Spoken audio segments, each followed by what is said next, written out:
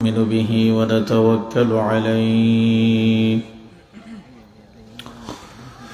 ونعوذ بالله من شرور أنفسنا ومن سيئات أعمالنا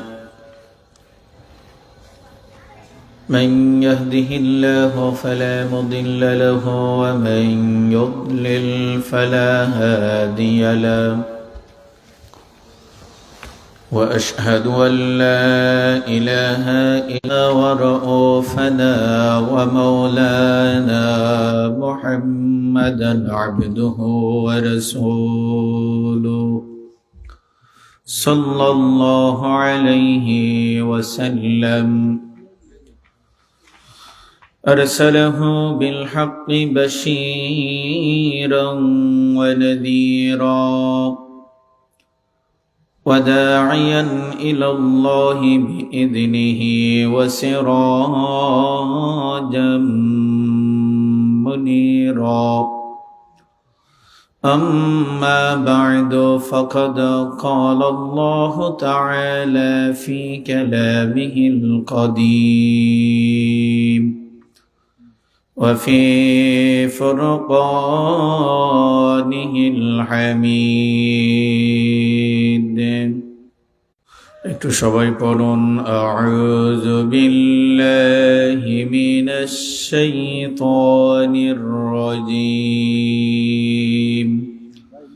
বিসমিল্লাহির রহমানির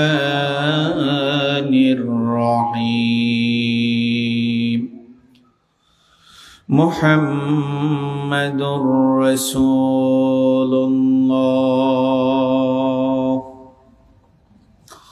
والذين معه أشداء على الكفار رحماء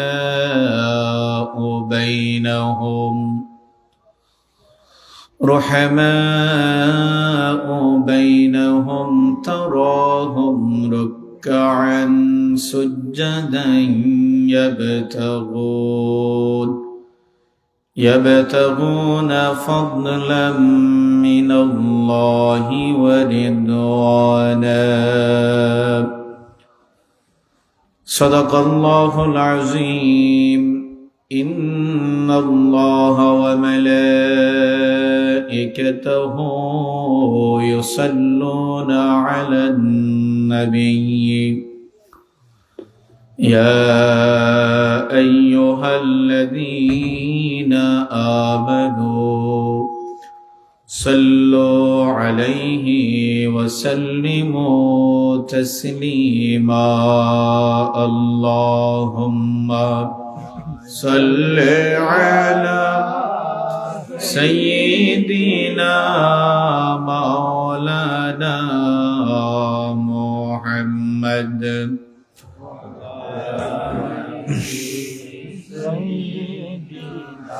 مولانا محمد আরবের বুকে মক্কা নগরে সেথায় মা আমিনার ঘর খোদার করুণায় রহমত হয়ে জড়িতেছে ভরম্বর আল্লাহুম্মা সাল্লি আলা জোরে মাওলানা মুহাম্মদ আলা আলি সাইয়্যিদিনা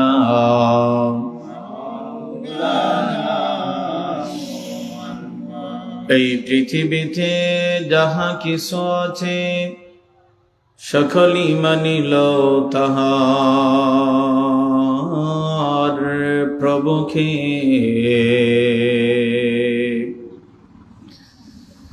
এই পৃথিবীতে যাহা কিছু আছে সকলই মানিল তাহার স্রষ্টাকে শুধু যে মানুষ বশ হইয়া বেহোশ, মানিল না তাহার প্রভুকে। আল্লাহুম্মা সাল্লি আলা সাইয়্যিদিনা মাওলানা মুহাম্মদ ওয়া আলা আলি সাইয়্যিদিনা।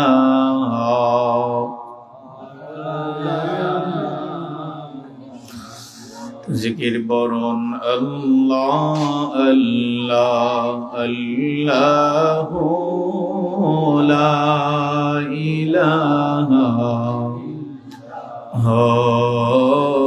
আল্লাহ আল্লাহ আল্লাহু লা ইলাহা।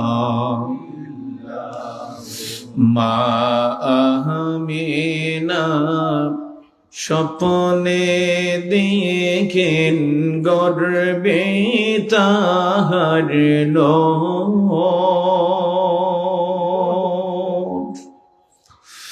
মা আমিনা ঘর স্বপ্নে দেখেন গর্বে তাহার লোক। সেই নূরেরই নাম রাখিলেন মুহাম্মদ রাসূল নবীজি। আল্লাহ আল্লাহ লা ইলাহা ইল্লাল্লাহ আল্লাহ আল্লাহ।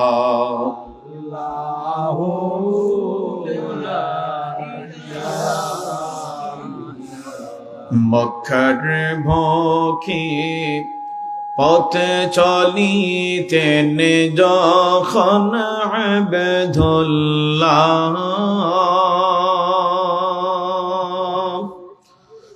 মক্কার ভোখে পথে চলিতেন যখন আবদুল্লাহ। ঢল পাহলা जो किया तारे, दस पाहला जो किया तारे, सलाम जानाए नबीजी। अल्लाह अल्लाह अल्लाह ला इलाहा अल्लाह अल्लाह अल्लाह ला इलाहा। নবীর পিতা মরো জায়গায় বসলে কোনো দিন। নবীর পিতা মরো জায়গায় বসলে কোনো দিন। ফলে ফলে ভরে গিয়ে, ফলে ফলে ভরে গিয়ে হয়তো রঙ্গিন নবীজি। আল্লাহ আল্লাহ লা ইলাহা জোরে আল্লাহ আল্লাহ আল্লাহ লা। আদম নবী তৈরি হয়ে আরশের দিকে চাহান, সেথায় খোদার নামের সাথে নামটি লিখা আমার নবীর নাম নবীজি আল্লাহ আল্লাহ। মারহাবা জোরে। লা ইলাহা ইল্লাল্লাহ আল্লাহ আল্লাহ লা ইলাহা লা ইলাহা ইল্লাল্লাহ মুহাম্মাদুর রাসূলুল্লাহ সাল্লাল্লাহু আলাইহি ওয়াসাল্লাম। ঐতিহ্যবাহী কান্দিগাঁও আশেখান জাকেরানের উদ্যোগে আজকের আয়োজিত ইসলামী জলসা সভাপতিত্ব করছেন আব্দুল নূর সাহেব, বিশিষ্ট মুরব্বী কান্দিগাঁও। আজকের মাহফিলের সম্মানিত প্রধান অতিথি, প্রধান বক্তা, বিশেষ অতিথিবৃন্দ, প্রত্যেকের জন্য দোয়া করি বারাকাল্লাহু ফি হায়াতি। সবাই বলুন আমিন। মঞ্চে আসীন এবং সামনে উপস্থিত পিতৃতুল্য বাবার বয়সী চাচারা, যুবক ভাইয়েরা, স্কুল কলেজ মাদ্রাসা পড়ুয়া ছাত্র ভাইয়েরা, মহান রবের রুবুবিয়তের দরবারে মাথা নত করে নিস্তব্ধতা ভঙ্গ করে সর্বশক্তি দিয়ে একবার শুকরিয়া আদায় করি আলহামদুলিল্লাহ। সাথে সাথে রাসূল করিম সাল্লাল্লাহু আলাইহি ওয়াসাল্লামের উপর হৃদয়ের গভীর থেকে মহাব্বতের সুরে একবার দুরূদ শরীফ পাঠ করি। যে রাসূলুল্লাহর উম্মত আল্লাহ আমাদেরকে বানিয়ে সম্মানিত করেছেন, রাসূলুল্লাহর উম্মত হয়েছেন, এজন্য আমাদের সম্মান কমছে না বাড়ছে? একটু আমার সাথে কথা বলতে হবে আল্লাহর ওয়াস্তে। রাসূলুল্লাহর উম্মত আমরা হয়েছি, এই জন্য সম্মানিত করেছেন কে? আল্লাহ। লক্ষণীয় বিষয় হচ্ছে কি জানেন, রাসূল করিম সাল্লাল্লাহু আলাইহি ওয়াসাল্লামের উম্মত হওয়াটা এটা সম্মানের বিষয়, সৌভাগ্যের বিষয়। নবীরা কেঁদেছেন, হতে পারেননি, শুধুমাত্র হযরত ঈসাকে কবুল করেছেন আল্লাহ, রাসূলুল্লাহর উম্মত হতে পেরেছেন। সুবহানাল্লাহ। তিনি আছেন আসমানে, কিয়ামতের পূর্বক্ষণে সিরিয়ার দামেস্কে তিনি নামবেন দাজ্জালকে হত্যা করার জন্য। বলুন, কাকে হত্যা করার জন্য? দাজ্জালকে হত্যা করার জন্য। ইমাম মাহদি আর হযরত ঈসা একত্র হয়ে দাজ্জালকে হত্যা করবেন। আল্লাহু আকবার বলুন। ইমাম মাহদি আর কে? বলুন, ঈসা আলাইহিস সালাম। ঈসা আর ইমাম মাহদি, ওনারা দুইজন দাজ্জালকে হত্যা করবেন। ওনাদের মাধ্যমেই কিয়ামতের পূর্বক্ষণে তো হযরত ঈসা আসবেন দামেস্ক। দামেস্কের জায় মসজিদের ছাদে, এই মসজিদে আসরের সময় নামাজের টাইম, আজান হবে। ইমাম মাহদি ওই মসজিদে উপস্থিত থাকবেন। ইমাম মাহদি হঠাৎ করে বলবেন যে আপনারা বাহিরে গিয়ে দেখেন মিনার হতে হযরত ঈসা নেমে আসছেন। ইমাম মাহদি কথা বলার পর লোকেরা যাবেন, গিয়ে দেখবেন সত্যি মিনার হতে হযরত ঈসা নেমে আসছেন। হযরত ঈসাকে নিয়ে আসা হবে। ওই সময় ইমাম মাহদি বলবেন আপনি নামাজের ইমামতি করেন, কিন্তু হযরত ঈসা বলবেন না, আপনি করেন, ইমামতিতে আপনি যান। হযরত ইমাম মাহদি তিনি বলবেন আপনি এক সময়কার নবী ছিলেন, এক সময়ের নবী ছিলেন, আপনি ইমামতি করেন। হযরত ঈসা বলবেন আমি নবী ছিলাম, এখন নবী নয়, আমি এখন নবী না। দ্বিতীয় কথা তিনি বলবেন যে আমি দরখাস্ত করে, ফরিয়াদ করে, কেঁদে কেঁদে রাসূলুল্লাহর উম্মত হয়েছে, কিন্তু আপনি বিনা দরখাস্তে উম্মত হয়েছেন। আপনি বিনা দরখাস্ত উম্মত, সুতরাং আপনি আজকে নামাজের ইমামতির যোগ্য, আপনি নামাজের ইমামতি করেন। সুবহানাল্লাহ। তাহলে আমরা বিনা দরখাস্ত উম্মত হয়েছি, এই জন্য আমাদের সম্মান, আল্লাহ পাক আমাদেরকে সম্মান দিয়েছেন, সম্মানিত করেছেন, এতে আমরা খুশি না বেজার? সম্মানিত শুধু তাই নয়, কিয়ামতের মাঠে 1.5 লক্ষের উপর নবী ও রাসূল থাকবেন। এই ১৬ লক্ষ উপর নবী ও রাসূল, অর্থাৎ আমাদের নবী ব্যতীত যত নবী ও রাসূল থাকবেন, সব নবী ও রাসূলের পক্ষে আমরা উম্মতে মুহাম্মদীরা সাক্ষ্য দিতে হবে। কথা কি বুঝতেছেন? যারা সাক্ষ্য দেয় তাদের দাম কম না বেশি? একটু জোরে বলতে হবে, কম না বেশি? আর জেনতেন কোন মানুষের সাক্ষ্য নাকি? এরা নবীদের সাক্ষী, রাসূলদের সাক্ষী, উম্মতে মুহাম্মদী থাকবে। সুবহানাল্লাহ। তাহলে একটু চিন্তা করেন তো, এই রাসূলুল্লাহর উম্মত হয়েছে, এই জন্য আমরা বেজান না খুশি? খুশি হলে রাসূলুল্লাহর উপর একবার মহব্বতে দুরূদ শরীফ পাঠ করুন। সবাই বলি সাল্লাল্লাহু আলাইহি ওয়াসাল্লাম। জোরে পড়তে হবে সাল্লাল্লাহু আলাইহি ওয়াসাল্লাম। রাসূলুল্লাহর উপর দুরূদ শরীফ পড়লে লাভ আছে না নাই? কতটা লাভ আমি একটু বলি, মূল আলোচনায় প্রবেশ করব। যে রাসূল করিম সাল্লাল্লাহু আলাইহি ওয়াসাল্লামের উপর যে যত বেশি দুরূদ পড়বেন, কিয়ামতের মাঠে রাসূলুল্লাহর তত বেশি নিকটে থাকবেন। আর যারা রাসূলুল্লাহর যত বেশি নিকটে থাকবেন, তারাই তো রাসূলুল্লাহর সুপারিশের অধিকারী হবেন। সুবহানাল্লাহ। রাসূলুল্লাহর সুপারিশ আমরা চাই কি চাই না? রাসূলুল্লাহর শাফাত আমাদের একান্ত কাম্য। রাসূলুল্লাহর সুপারিশ শাফাত ছাড়া কোন মানুষ কিয়ামতের মাঠে পা নাড়াতে পারবে না। আমরা শাফাতে তো অবশ্যই খাস শাফাত যেটা রাসূলুল্লাহর মহব্বতের উম্মত যাদেরকে সুপারিশ করবেন, তাদের অন্তর্ভুক্ত আমরা হতে চাই কি চাই না?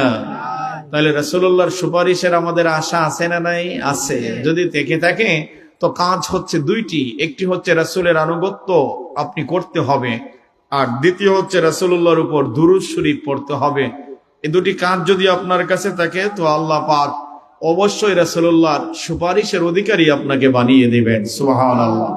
রাসূলুল্লাহ যাদেরকে সুপারিশ করবেন তাদের মধ্যে আপনিও থাকবেন। যদি রাসূলুল্লাহর সুন্নতে নবী আপনি মেনে চলেন, আনুগত্যশীল হয়ে যান, আর রাসূলুল্লাহর উপর দুরূদ শরীফ বেশ বেশ পড়তে থাকেন, তো রাসূলুল্লাহ যাদেরকে সুপারিশ করবেন তাদের মধ্যে আপনিও গণ্য হয়ে যাবেন। সুবহানাল্লাহ।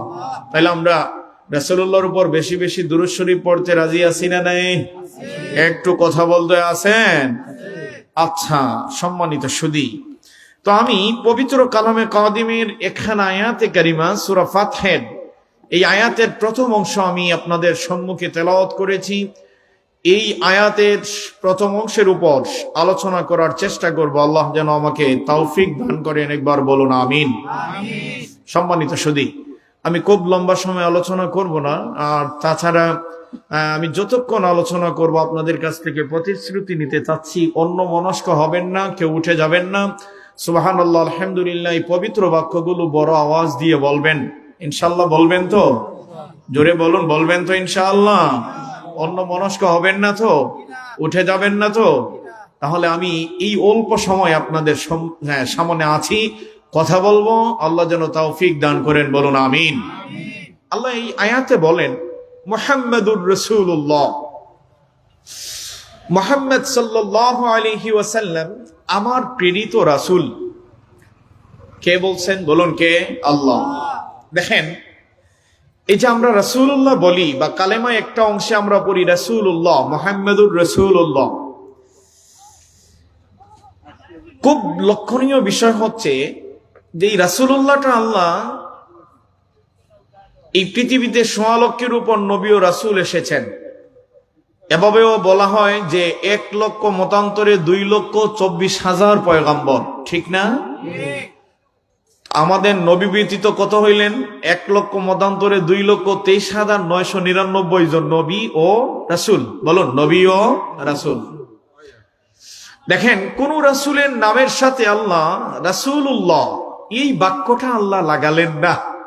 খেয়াল করবেন, যদিও মূসা রাসূল ছিলেন, ঈসা রাসূল ছিলেন, দাউদ রাসূল ছিলেন, তারা রাসূল ছিলেন ঠিক, কিন্তু তাদের নামের সাথে আল্লাহ রাসূলুল্লাহ ব্যবহার করেন নাই। বলুন, করছেন না? এক একজনকে এক একটা লকব দিয়েছেন।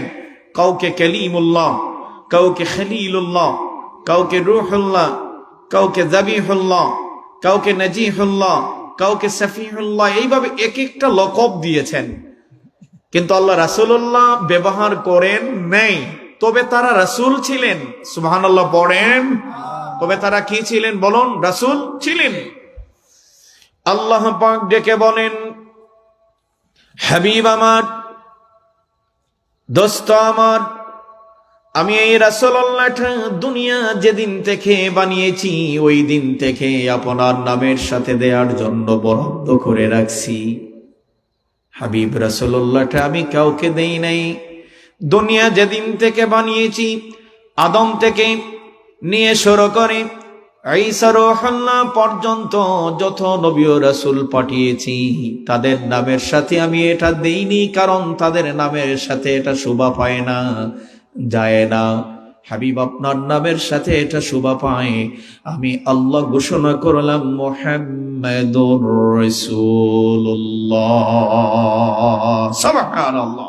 আমি আল্লাহ ঘোষণা করছি, হাবিব আপনি হচ্ছেন মুহাম্মাদুর রাসূলুল্লাহ, আপনি আমার প্রেরিত রাসূল। সুবহানাল্লাহ।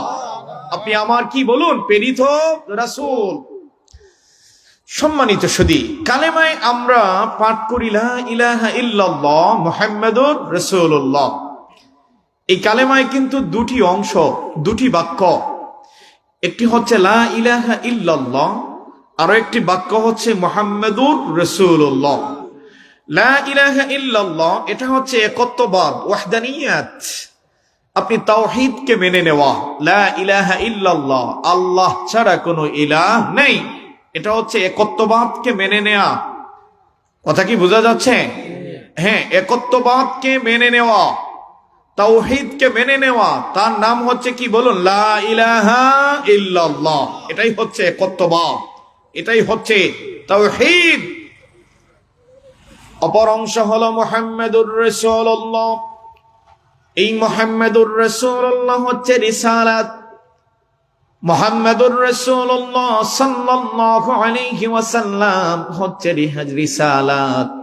মনে রাখবেন একটি কথা, যদি কেউ তাওহীদ মানে, রিসালাত না মানে, আরো সংক্ষিপ্ত রূপে বলছি, খেয়াল করুন, যদি কেউ তাওহীদকে মেনে নেয় কিন্তু রিসালাতকে মানে না, ওই ব্যক্তিকে কসমিন কালো বলা যায় না ঈমানদার। যখন ব্যক্তি রিসালাতকে মেনে নিল, ইমাম আবু হানিফা রাহমাতুল্লাহ আলাইহি বলছেন, হুয়া তাসদীকুন নবী মুহাম্মদ সাল্লাল্লাহু আলাইহি ওয়াসাল্লাম। আল্লাহর নবীকে মেনে নেয়ার নাম হচ্ছে ঈমান। যখন বান্দা রাসূলুল্লাহকে মানল তখন ঈমানদার হয়ে গেল। অন্যদিকে দেখেন, আবুল্লাহ সামরকন্দি রাহমাতুল্লাহি আলাইহি তিনি লিখেন ওনার কিতাবে, তিনি বলেন, কবরের মধ্যে যখন আপনাকে রাখা হবে, আমাকে রাখা হবে, কবরের মধ্যে নবী সাল্লাল্লাহু আলাইহি ওয়াসাল্লামকে দেখানো হবে। রাসূল সাল্লাল্লাহু আলাইহি ওয়াসাল্লামকে দেখানোর পর যেই উম্মত পরিচয় করতে পারবে, বলতে পারবে উনি আমার নবী মুহাম্মদ সাল্লাল্লাহু আলাইহি ওয়াসাল্লাম, ওই উম্মতের কবর থেকে ফেরেশতারা চলে যাবেন, বলবেন ওই উম্মতকে আর কি প্রশ্ন করতে হবে বলো, কেনই বা তাকে আমি জান্নাতের নিয়ামত দেব না? ওই ব্যক্তির কবরে তো জান্নাতের নিয়ামত দিতেই হবে, কারণ হচ্ছে ও নবীকে চিনতে পেরেছে মানে ও নবীর উম্মত, নবীকে চিনতে পেরেছে মানে আল্লাহকে চিনতে পেরেছে, নবীকে চিনতে পেরেছে মানে ইসলামের ধর্মের লোক ছিল। সুতরাং নবীকে চিনলেই ওই ব্যক্তির কবরের মধ্যে আল্লাহ জান্নাতের নিয়ামত দান করবে। আর একটু বড় আওয়াজ হবে সুবহানাল্লাহ। মানে রাসূলকে চিনছে মানে ইসলামের লোক ছিল, রাসূলকে চিনতে পেরেছে মানে আল্লাহকে চিনতে পেরেছে, রাসূলকে চিনতে পেরেছে মানে শরীয়তকে সে চিনতে পেরেছে। সুবহানাল্লাহ বলবেন না? সুবহানাল্লাহ। মনে রাখবেন একটি কথা, যে মুহাম্মাদুর রাসূলুল্লাহ এটা হচ্ছে কি বলতে হবে? কি? রিসালাত। বলুন কি? রিসালাত। এটা মানতেই হবে ভাই, আর এটা মানলেই আপনি পুরো ঈমানদার হয়ে যাবেন। সুবহানাল্লাহ। আর এটা যতক্ষণ পর্যন্ত না মানবি ততক্ষণ পর্যন্ত ঈমানদার বলা যাবে? জোরে বলতে হবে, যাবে না। সম্মানিত সুধী লক্ষ্য করুন, রাসূল করিম সাল্লাল্লাহু আলাইহি ওয়াসাল্লামকে মানতেই হবে। আরবের তৎকালীন সময়ের কাফেররা তাওহীদ মেনে নিয়েছিল। খেয়াল করবেন, অত্যন্ত সুন্দর কথা। আরবের তৎকালীন সময়ের কাফেররা আসলো আল্লাহর নবীর দরবারে, এসে বলল, বাতিদা মুহাম্মদ, তোমার সঙ্গে আমরা একটি চুক্তি করতে চাই। রাসূলুল্লাহ বললেন, কি চুক্তি করতে হবে বলো। কাফেররা ডেকে বলল, ও বাতিদা মুহাম্মদ, তুমি তো আব্দুল্লাহর বেটা মুহাম্মদ, আমাদের মতো মানুষ। খেয়াল করবেন, তারা বলল, তুমি তো আমাদের মতো মানুষ, তুমি এক কাজ করো বাতিদা মুহাম্মদ, আমরা একটি চুক্তির মধ্যে আসি। কি চুক্তি করতে হবে? তারা বলল, তুমি যে কালেমার দাওয়াত দিচ্ছ, লা ইলাহা ইল্লাল্লাহ মুহাম্মাদুর রাসূলুল্লাহ, এই কালেমার এক অংশ রেখে দাও, লা ইলাহা ইল্লাল্লাহর দাওয়াত দাও, আর মুহাম্মাদুর রাসূলুল্লাহ ছেড়ে দাও। বাতিজা মুহাম্মদ, যদি তুমি এটা মেনে নাও, তোমাকে আরবের 1 নম্বর ধনী বানিয়ে দেব, তোমাকে আমার 1 নম্বর নেতা বানিয়ে দেব, আরবের 1 নম্বর নেতা আমির বানাবো। শুধু এখানেই শেষ নয়, তুমি যদি চাও মক্কার 1 নম্বর সুন্দরী রমণী তোমার কাছে বিয়ে দেব। তুমি মুহাম্মাদুর রাসূলুল্লাহর দাওয়াত দিও না, এটা আমরা মানতে পারি না, কিন্তু লা ইলাহা ইল্লাল্লাহর দাওয়াত দাও, এটা মেনে নিলাম আর তোমার সঙ্গী হয়ে গেলাম। আল্লাহর নবী তখন বলেছিলেন, রে কাফেররা শোনো, আমার এক হাতে চন্দ্র, অন্য হাতে সূর্য যদি তোমরা দিয়ে দাও, তোমরা যেই কথা বলছো এটা মানতে পারবো না। আমাকে আল্লাহ যে কালেমা দিয়ে পাঠিয়েছেন ওই কালেমার দাওয়াত দেব। যদি মানো তবে ঈমানদার, না মানলে বেঈমান। যদি মানো জান্নাত, না মানলে জাহান্নাম। তোমরা পড়ে নাও লা ইলাহা ইল্লাল্লাহ মুহাম্মাদুর রাসূলুল্লাহ। সুবহানাল্লাহ। তাহলে এখানে কি বোঝা গেল? যে আপনি তাওহীদ মানছিল, ঈমানদার হতে পারে নাই। যদি মুহাম্মাদুর রাসূলুল্লাহ রিসালাত মানতো তবে ঈমানদার হয়ে যেত। কথা বলেন ঠিক কি না? এই মুহাম্মাদুর রাসূলুল্লাহ মানছে না বিদায় তাদেরকে বেঈমান বলা হয়। কথা বলেন ভাই ঠিক কি না? এবার আসেন মূল আলোচনা, যেটা যে আমাদের সমাজে, খেয়াল করবেন, আমাদের দেশে বর্তমানেও কিছু মানুষ রাসূল সাল্লাল্লাহু আলাইহি ওয়াসাল্লামকে নিয়ে ভ্রান্ত আকীদা রাখে। যেমন এক শ্রেণীর মানুষ রাসূল সাল্লাল্লাহু আলাইহি ওয়াসাল্লামকে মনে করে যে মানুষ মনে হয় রাসূলুল্লাহ নন। তারা মনে করে যে রাসূল সাল্লাল্লাহু আলাইহি ওয়াসাল্লামকে মানুষ বললেই মনে হয় গুনাহ হবে। খেয়াল করবেন, আরো এক শ্রেণীর মানুষ যাদের ধারণা, ভ্রান্ত ধারণা, তারা রাসূল সাল্লাল্লাহু আলাইহি ওয়াসাল্লামকে আমার মতো তোমার মতো 10 জনের মতো বলতে চায়। নাউজুবিল্লাহ বলবেন না? আর একটু বড় আওয়াজ দিয়ে বলতে হবে নাউজুবিল্লাহ। খেয়াল করবেন, এক শ্রেণী কি যে মুহাম্মদ সাল্লাল্লাহু আলাইহি ওয়াসাল্লামকে মানুষ বললে মনে হয় গুনাহ হবে, উনি মনে হয় মানুষ ছিলেন না। হ্যাঁ, কথা কি বুঝতেছেন? আর আরো এক শ্রেণীর কি যে রাসূলকে আমার মতো তোমার মতো 10 জনের মতো, বড় ভাইয়ের মতো 200 গুণে মানুষ ছিলেন, এটা বলে। এই দুইটাই হচ্ছে ভ্রান্ত আকীদা। কথা বলেন না কেন, ঠিক কিনা? এই দুইটা কি বলুন? ভ্রান্ত আকীদা। আপনি এত উগ্র হতে পারবেন না, আর রাসূলের সম্মান কমাতে গিয়ে সাধারণ মানুষের কাতারও আপনি নিয়ে আসতে পারেন। মানুষের সাধারণ মানুষ 10 জনের মতো এইটাও বলতে পারেন না, আবার উগ্র হয়ে রাসূলকে মানুষ বলবেন না, এটাও হতে পারে। জুড়ে বলুন পারে। রাসূল সাল্লাল্লাহু আলাইহি ওয়াসাল্লাম মানুষ ছিলেন। আহলে সুন্নাত ওয়াল জামাতের আকীদা হলো, আপনি শরহে ফিকহুল আকবার খুলে দেখুন, তারপর আপনি আকীদার কিতাব নাসাফি খুলে দেখুন, আকীদার কিতাবগুলোতে স্পষ্ট লেখা রাসূল সাল্লাল্লাহু আলাইহি ওয়াসাল্লাম মানুষ ছিলেন, কিন্তু আমার মতো নয়, আপনার মতো নয়, আমার আপনার মতো নয়। যদি কেউ বলে আপনার মতো, তার মতো, তাহলে আমি বলবো মনে রাখবেন এই আকীদার কিতাবগুলো সাক্ষ্য দিচ্ছে যদি কেউ রাসূলকে তার মতো মনে করে তাহলে কুফরি হয়ে গেল, বেঈমান হয়ে যাবে। অন্যদিকে রাসূল সাল্লাল্লাহু আলাইহি ওয়াসাল্লামকে যদি কেউ মানুষ না মনে করে তাহলে কোরআনকে অবহেলা করা হলো, অবজ্ঞা করা হলো। কোরআনের মধ্যে আল্লাহ পাক বলেন, লাকাদ জাআকুম রাসূলুম মিন আনফুসিকুম আজিজুন আলাইহি মা আনিত তুম হারিসুন আলাইকুম বিল মুমিনিনা রাউফুর রহিম।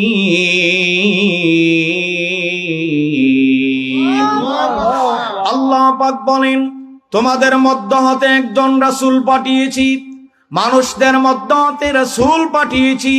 আমার রাসূল জিন জাতির মধ্য হতে নয়, আমার রাসূল ফেরেশতার মধ্য হতে নন, আমার রাসূল মানুষদের মধ্য হতেই রাসূল।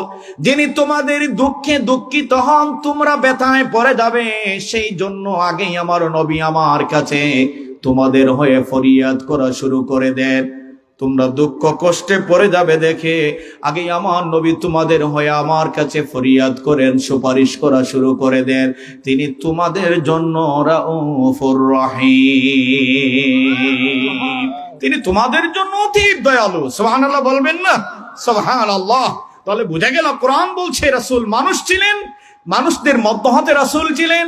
আবার আকীদার কিতাব স্পষ্ট করে বলছে যে রাসূল সাল্লাল্লাহু আলাইহি ওয়াসাল্লামকে আমার মতো তোমার মতো মানুষ বলা যাবে।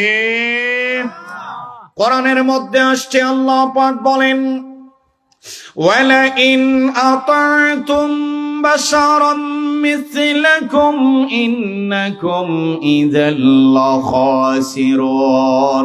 যদি তোমরা আমার নবীকে তোমাদের মতো মনে করে, সাধারণ মানুষ মনে করে তার আনুগত্য করো। যদি তোমাদের মতো মানুষ মনে করে আনুগত্য করো তো হবে না, তোমরা রাসূল মনে করে আনুগত্য করতে হবে। তোমরা যদি মনে করো তোমাদের মতো মানুষ আর তোমাদের মতো মানুষের আনুগত্য করবে, তা হবে না। যদি তোমাদের মতো মানুষ মনে করে আনুগত্য করো, ইন্নাকুম ইদাল্লা খাসিরুন, ক্ষতিগ্রস্ত হয়ে যাবে, আমল থাকবে না, তোমাদের আমলকে শেষ করে দেওয়া হবে, ক্ষতিগ্রস্ত হয়ে যাবে। তাহলে আল্লাহ বলে দিলেন নবীকে আমার মতো তোমার মতো মনে করে তার আনুগত্য করব না, নবীকে রাসূল মনে করে আনুগত্য করতে হবে। কথা বলেন না, ঠিক কি না? সাধারণ মানুষ মনে করে আপনি আনুগত্য করতে পারবেন না, উনি অসাধারণ বিধায় তো আনুগত্য করবেন। সুবহানাল্লাহ বলেন। উনি অসাধারণ বিধায় তার আনুগত্য করতে হবে। যেই তেই যেন তেন কোন মানুষের আনুগত্য তো করা যায়? জোরে বলেন যায় না, যায় না। সম্মানিত শুধু খেয়াল করুন, রাসূল করিম সাল্লাল্লাহু আলাইহি ওয়াসাল্লামকে যারা মানুষ বুঝাতে চায়, তারা উদাহরণ দিতে গিয়ে বলে মুহাম্মদ সাল্লাল্লাহু আলাইহি ওয়াসাল্লামের কি হাত ছিল না? তারা উদাহরণ দিতে গিয়ে বলতে চায় নবীর কি হাত ছিল না, নবীর কি পা ছিল না, নবী কি বিয়ে করেন নাই, এমন কিছু কথা বলে। ভাই কথা বলেন না কেন, ঠিক কিনা? একটু জোরে বলেন, ঠিক কিনা? মানে তারা বুঝাতে চায় নবী কি বিয়ে করেন নাই, নবীর কি হাত ছিল না, নবীর কি পা ছিল না, এমন কথা বলে রাসূলকে সাধারণ মানুষের কাতারে নিয়ে আসতে চায়। আমরা এক কথায় জবাব দিচ্ছি, আহলে সুন্নাত ওয়াল জামাতের এটা জবাব হচ্ছে রাসূল মানুষ ছিলেন বিদায় হাত থাকার কথা তার হাত ছিল। কথা বলেন না, ঠিক কিনা? নবী মানুষ ছিলেন বিদায় পা থাকার কথা পা ছিল, কিন্তু এই হাত আর এই পার শরীরের অঙ্গগুলো আমার আপনার মতো। জোরে বলেন, আমার আপনার মতো। রাসূল করিম সাল্লাল্লাহু আলাইহি ওয়াসাল্লামের হাত মোবারক খেয়াল করবেন, আপনার হাত এক হাতের উপরে ওঠে না, কিন্তু আল্লাহর নবীর হাত মোবারক আকাশের পূর্ণিমার চাঁদে উঠে যায়। সুবহানাল্লাহ বলেন, সুবহানাল্লাহ। শুধুমাত্র তাই নয়, যুদ্ধের ময়দানে রাসূলুল্লাহর কাছে সাহাবীরা আসলেন, ইয়া রাসূলুল্লাহ, ইয়া হাবিবাল্লাহ, নবী গো, যুদ্ধের ময়দানে পানি নাই, আমরা ওযু করব, আমরা ক্লান্ত, আমরা শ্রান্ত, আমরা পিপাসার্থ, আমরা তৃষ্ণার্থ। ইয়া রাসূলুল্লাহ, পানি দিন, ওযু করব, পানি খাবো। নবীজি বললেন আশপাশে কোথাও কি পানি নেই? সাহাবীরা বললেন ইয়া রাসূলুল্লাহ, পুকুর, নলকূপ, খাল কোনো কিছুই নাই, পানি নাই। ইয়া রাসূলুল্লাহ, আমরা ওযু করব, আমরা পিপাসার্থ। আল্লাহর নবী বললেন তোমাদের কাছে কি অল্প পানি আছে? সাহাবী বললেন ইয়া রাসূলুল্লাহ, ইয়া হাবিবাল্লাহ, নবী গো, আপনি যেই লুঠায় ওযু করেছিলেন ওই লুঠার নিচে অল্প কিছু পানি আছে। সাহাবী বললেন, এই কথা বলার পর আল্লাহর নবী বললেন ওই লুঠা নিয়ে আসো। আল্লাহর রাসূল যেই লুঠার মধ্যে ওযু করেছিলেন উদাহরণস্বরূপ যদি আমি বলি, আমরা জগের মধ্যে ওযু করলে অল্প কিছু পানি জগের তলায় নিচে থাকে, এই পরিমাণ পানি ছিল। রাসূলুল্লাহ বললেন, ওই লুঠা নিয়ে আসো। আল্লাহর নবীর কাছে লুঠা নিয়ে আসা হলো। আমার নবীজি আঙ্গুল মোবারক ওই লোটার মধ্যে রাখলেন, সাথে সাথে আল্লাহর নবীর আঙ্গুল মোবারকের মাথা মোবারক দিয়ে পানির ঝর্ণা বাহির হওয়া শুরু হয়ে গেল। হযরতে জাবের রাদিয়াল্লাহু তাআলা আনহু বলেন, আমরা 1500 সাহাবী পানি পান করেছি, এখানেই শেষ নয়। জাবের বলেন, আমরা ওযু করছি, প্রয়োজন কত পানি আমরা উঠিয়ে রাখছি, এখানেই শেষ নয়। হযরতে জাবের রাদিয়াল্লাহু তাআলা আনহু বলেন, আমরা যদি ওই দিন 1.5 লক্ষ সাহাবীও হতাম, 1.5 লক্ষ সাহাবীও হতাম, আমরা পানি শেষ করতে পারতাম না। এত পরিমাণ পানি আল্লাহর নবীর আঙ্গুল মোবারকের মাথা দিয়ে এসেছে। এবার বলেন, তার হাত আর রাসূলের হাত কি সমান? জুড়ে বলেন সমান। একটু আওয়াজ দিয়ে বলতে সমান। তার হাতে মাথা দিয়ে কি পানি আসবে? কিন্তু রাসূলুল্লাহ আঙ্গুল মোবারকের মাথা দিয়ে পানির ঝর্ণা শুরু হয়ে গেল। সুবহানাল্লাহ। তাহলে এই বেকুফের মতো কথা বলেন কেন যে নবীরও হাত ছিল, তোমারও হাত ছিল? হ্যাঁ মিয়া, রাসূলুল্লাহর তো হাত থাকবেই, মানুষ ছিলেন, হাত থাকার কথা থাকবেই। তার মানে তোমার হাতের মতো এই হাতটা অসাধারণ, অতুলনীয়। ওনার হাতের সাথে তুলনা করা যায়? জোরে বলুন, যায়? আমি তো শাহজালাল কেউ আমার মতো বলি না। যদি বলেন কেন, তার জবাব নেন। শাহজালাল সুরমা নদী পাড়ি দিয়েছিলেন জায়নামাজ বিছিয়ে। আপনার বাপ দাদা 14 গোষ্ঠী একটা পুকুরও পাড়ি দিতে পারবে না। কথা জুড়ে বলেন না কেন, ঠিক কিনা? আপনি আমি বললে ঠিক বলবেন। আপনারা কি বুঝেন না যে শাহজালাল সুরমা নদী 360 জন নিয়ে পাড়ি দিলেন জায়নামাজের উপর হয়ে? আমার বাপদাদা, তোমার বাপদাদা 14 গোষ্ঠীও পুকুর পাড়ি দিতে পারবে? শাহজালাল তো তোমার মতো নয়। কথা বলেন না, ঠিক কিনা? তাহলে কেমন করে রাসূলকে তোমার মতো বলো? ওই রাসূল তোমার মতো নয়, রাসূল রাসূলের মতো। কথা বলেন না ভাই, ঠিক কিনা? রাসূল কি বলুন? রাসূল রাসূলের মতো, ওনার সাথে তুলনা দেয়া যায়? কিতাবের মধ্যে আসছে লা নাযীর লাহা ওয়ালা মাসিল লাহা। ওই নবীকে দিয়ে দৃষ্টান্ত দেয়া যায় না, ওই নবীর সাথে তুলনা করা যায়?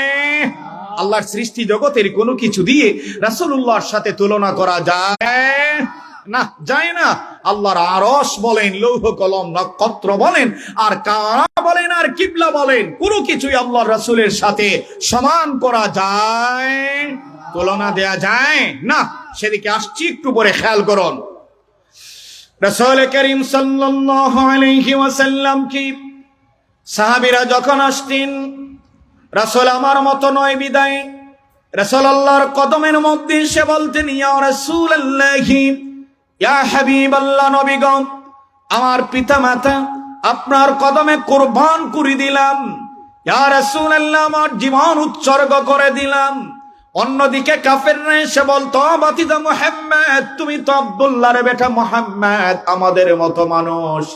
এটা ছিল কাফেরদের ভাষা। আর সাহাবীদের ভাষা ছিল মহব্বতের, সম্মানের, তাজিমের। তারা এসে বলতো, আমার পিতা মাতা আপনার কদমে কুরবান করে দিলাম, আমার জীবন কুরবান করে দিলাম ইয়া রাসূলুল্লাহ।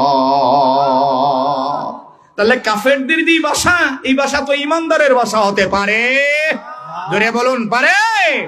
আমরা মুমিনদের ভাষা ব্যবহার করব, আমরা সাহাবীদের ভাষা ব্যবহার করব। এটাই আমাদের জন্য কল্যাণ। কথা বলেন, ঠিক কিনা? এটা আমাদের জন্য কি বলুন? কল্যাণ। রাসূল সাল্লাল্লাহু আলাইহি ওয়াসাল্লামের উপর ওই আয়াত নাযিল হয়ে গেল। আল্লাহ পাক পবিত্র কোরআনে কাদিমে বললেন, লা তাজআলু দুআ আর-রাসূলি বাইনাকুম কাদুআ বা'দিকুম বা'দা। তোমরা একে অন্যকে যেইভাবে ডাকো, আমার বন্ধুকে ওইভাবে ডাকো না। একজন অন্যজনকে ভাই ডাকো, চাচা ডাকো, খালু ডাকো, ফুফা ডাকো, আমার বন্ধুকে ওইভাবে ডাকো না। আল্লাহ আয়াত নাযিল করে দিলেন। প্রকৃতপক্ষে আপনি যদি একটু খোঁজ করেন, কিতাব ঘাটেন, দেখতে পাবেন হযরতে আলী ছিলেন আল্লাহর নবীর চাচাতো ভাই, কিন্তু আলী আল্লাহর নবীকে জীবনেও ভাই ডাকেন না। অন্যদিকে হযরতে আবু বকর রাদিয়াল্লাহু তাআলা আনহু দামান ছিলেন, জামাতা ছিলেন। হযরতে আবু বকর রাদিয়াল্লাহু তাআলা আনহু জীবনেও আল্লাহর নবীকে দামান বলে সম্বোধন করে নাই। অর্থাৎ মেয়ের জামাই বলে এইভাবে অধিকার কাটায় নাই। আল্লাহর নবীকে যখন ডাকতেন ইয়া রাসূলুল্লাহ ডাকতেন, ইয়া নবী আল্লাহ ডাকতেন, ইয়া হাবিব আল্লাহ ডাকতেন। ওই আয়াত যেই দিন নাজিল হয়ে গেল, আমার বন্ধুকে তোমরা একে অন্যকে যেভাবে ডাকো ওইভাবে আমার বন্ধুকে দেখো না। ওই আয়াত নাজিল যেই দিন হয়ে গেল, নবীজির কলিজার টুকরা মেয়ে ফাতেমা রাদিয়াল্লাহু তাআলা আনহা, অর্থাৎ নবীজির মেয়ে ফাতেমা রাদিয়াল্লাহু তাআলা আনহা নিজের বাবাকে আব্বা ডাকা বন্ধ করে দিলেন। ওই দিনের পর থেকে আল্লাহর নবীকে সম্বোধন করতেন, ডাকতেন ইয়া নবী আল্লাহ, ইয়া রাসূলুল্লাহ, ইয়া হাবিবাল্লাহ। তা আপনি কে? নিজের মেয়ে ইয়া রাসূলুল্লাহ বলেন। যদি সাধারণ মনে করতেন তো আব্বা ডাকতেন। কথা বলছেন না কেন? ঠিক কি না? ঠিক না? যদি তার মতো মনে করতেন, সাধারণ মানুষের মতো মনে করতেন, তো বাবাকে তো বাবা ডাকার কথা, কিন্তু নিজের মেয়ে ইয়া রাসূলুল্লাহ ডাকা শুরু করে দিলেন। সুবহানাল্লাহ। আপনি কে? কোথায় পাইছেন এটা? আপনি রাসূলকে বলেন আপনার মতো। আমি যদি বলি এই চাচার মতো, আমি খেয়াল করবেন, তাহলে চাচাও আমার মতো, আমি আর ওনার মধ্যে পার্থক্য নেই। তো কেউ যদি বলে নবী তার মতো, সে হয়ে গেল নবীর মতো, তো উম্মত কেডা? কথা বলেন না কেন? ঠিক না? উম্মতকে বলেন। এই জন্য রাসূল সাল্লাল্লাহু আলাইহি সাল্লামকে আমার মতো, তোমার মতো, 10 জনের মতো, বড় ভাইয়ের মতো দোষে গুণে মানুষ ছিলেন, এই কথা বলা কুফরি ছাড়া কিছু হতে পারে। মনে রাখবেন একটি কথা, আমার সামনে কেউ যদি বেয়াদবি করে, আমাকে কেউ যদি একটা থাপ্পড়ও দিয়ে দেয়, আমি তাকে বেঈমান বলতে পারবো না।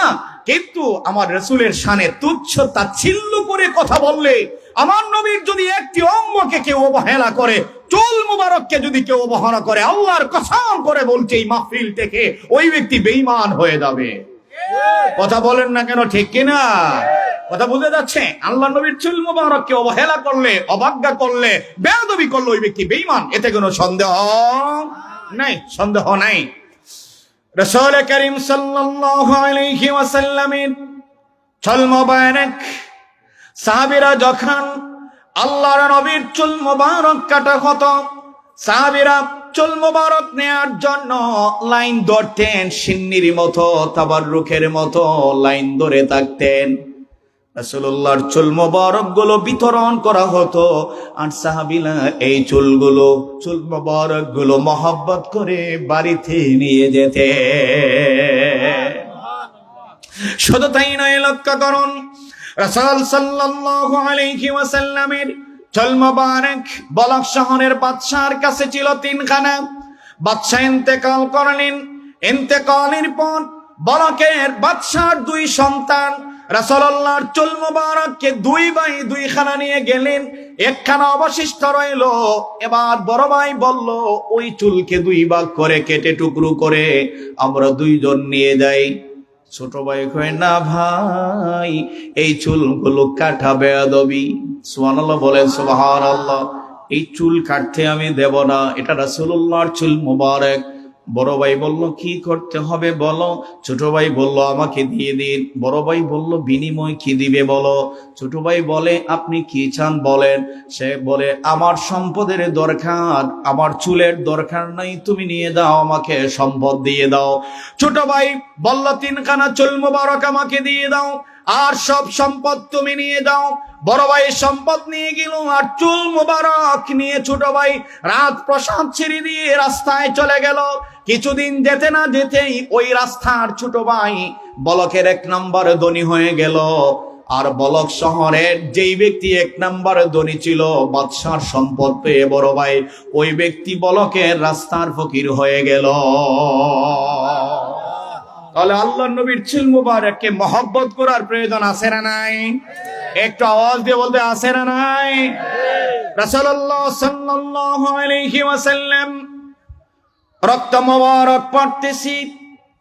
সাহাবী দেখলেন রক্ত যদি মাটির মধ্যে পড়ে, মানুষজন কুটে যাবে উপর দিয়ে, রাসূলুল্লাহর রক্তের সাথে বেয়াদবি হবে।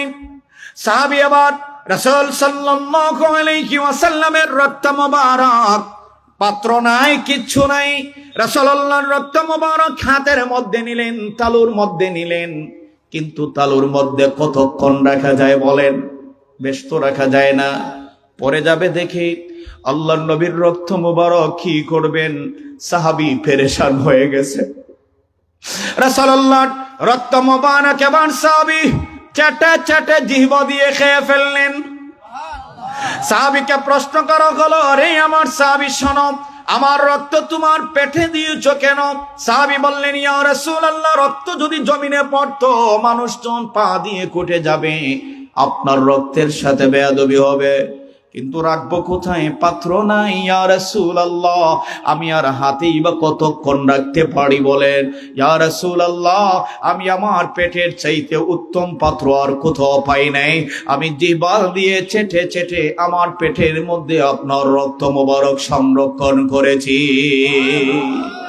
আল্লাহর নবী রেখে বললেন, রে আমার সাহাবী শোনো, আমার রক্ত তোমার পেটের মধ্যে গিয়েছে, দেহেতে প্রবেশ করেছে, ওই জন্য তোমার দেহকে আমার আল্লাহ জাহান্নামের আগুন থেকে বাঁচিয়ে দিলেন।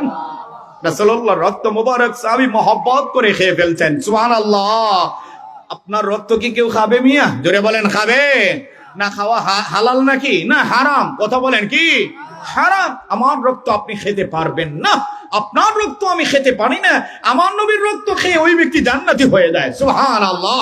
শুধু তাই নয়, রাসূলুল্লাহ সাল্লাল্লাহু আলাইহি ওয়াসাল্লাম গামতেন যখন, পাসিনা মুবারক যখন পড়তো আল্লাহর নবী, সাহাবীরা তা সংগ্রহ করতেন, সংরক্ষণ করে রাখতেন বোতলের মধ্যে, শিশিরের মধ্যে সংরক্ষণ করে রাখতেন। কি বলুন? কি গাম? বলুন কি গাম? বুঝেন তো? পসিনা বলা হয় গাম। আমার গ্রামে সুগন্ধ না দুর্গন্ধ? দুর্গন্ধ। জোরে বলেন, আপনাদের গ্রামে সুগন্ধ না দুর্গন্ধ? আমরা বলি না যখন গ্রামে যাই, হ্যাঁ, তখন বলি না এটা গোসল করিয়াই, ঠিক না? কথা বলেন, ঠিক না? কেন? গ্রাম থেকে দুর্গন্ধ বাহির হয়। কিন্তু সাহাবীরা রাসূল সাল্লাল্লাহু আলাইহি ওয়াসাল্লামের গাম মোবারক বোতল করে রাখতেন, শিশির করে রাখতেন। যখন সাহাবীদের আতরের প্রয়োজন হতো, সুগন্ধির প্রয়োজন হতো, আল্লাহর নবীর ওই গাম মুবারক, পসিনা মুবারক গায়ের মধ্যে মাখতেন, জামায় মাখতেন। সাহাবীরা বলেন, আল্লাহর নবীর পসিনা মুবারক যখন আমরা মাখতাম, তখন ওই আল্লাহর নবীর গাম মুবারক থেকে মেশকে আম্বরের ঘ্রাণ আমরা পেতাম। তাহলে নবী আমার মতো না নবীর মতো? জোরে জোরে, নবী নবীর মতো। জোরে বলে, নবী কার মতো? ওনার, উনি তো উনি, ওনার সাথে তুলনা করা যায়? আর ওই বড় আওয়াজ দিয়ে বলতে যায়? রাসূল সাল্লাল্লাহু আলাইহি ওয়াসাল্লামকে দিয়ে, আল্লাহর আরশ আজিমকে দিয়ে আমার নবীর সাথে তুলনা করা যায়? কাবা, কিবলা, কোনো কিছুই রাসূলুল্লাহর সমান? জোরে বলেন, সমান নন। জোরে বলেন, সমান। খেয়াল করুন, খুব কম সময়ে শেষ করব, খেয়াল করুন ভাই। রাসূল করিম সাল্লাল্লাহু আলাইহি ওয়াসাল্লামের, রাসূলুল্লাহ সাল্লাল্লাহু আলাইহি ওয়াসাল্লামের অনেক মানুষ আছে, আমি একটু পিছিয়ে চলে আসছি, অনেক মানুষ আছে যারা হজ্জে যায়, তো এসে বলে আমি সময় পাইছি না জিয়ারত করতাম, আমি তো তাওয়াফ করে চলে আসছি। কিংবা এভাবেও বলে যে জিয়ারত না করলেও তো হজ তো হয়ে গেছে, এমন একটি কথা অনেকে বলে থাকেন। কথা বলেন না কেন? ঠিক কি না? ঠিক না? তো তাদেরকে যদি প্রশ্ন করি, তারা অনেকভাবে জবাব দেয়। তো জবাবের মধ্যে একটা জবাব দেয় এভাবে, 1 রাকাত নামাজে কাবা ঘরে মসজিদে হারামে 1 লক্ষ রাকাতের সওয়াব পাওয়া যায়। এক হাদিস, এটা কি হাদিস, সহিহ হাদিস। কথা বলেন না ভাই, ঠিক কি না? কিন্তু মনে রাখবেন ভাই, রাসূল সাল্লাল্লাহু আলাইহি ওয়াসাল্লামের রওজা শরীফ জিয়ারত করলে রাসূল বলছেন, মান যারা কবরি ওয়াজাবাত লাহু শাফাআতি, যে আমার রওজা জিয়ারত করলো তার জন্য সুপারিশ ওয়াজিব হয়ে গেল। রাসূলুল্লাহ সাল্লাল্লাহু আলাইহি ওয়াসাল্লাম বলছেন সুপারিশ ওয়াজিব হয়ে গেল। ওদিকে 1 লক্ষ রাকাতের নামাজের সওয়াব, 1 লক্ষ রাকাত নামাজ দিয়ে যে জান্নাতে যাবেন এই গ্যারান্টি নাই। আমার নবী যার জন্য সুপারিশ করবেন তার জন্য জান্নাত ওয়াজিব হয়ে যাবে। তাহলে রাসূলুল্লাহ রওজা শরীফ জিয়ারতটা উত্তম। কথা বলেন না কেন? ঠিক কি না? তৎকালীন সময়ে খেয়াল করুন, কিছু আলেমরা রাসূল সাল্লাল্লাহু আলাইহি ওয়াসাল্লামের রওজা শরীফ নিয়ে একটি বাহাস করছিল। কি বাহাস একটু বলবো আপনাদেরকে, জুড়ে বলুন, বলবো।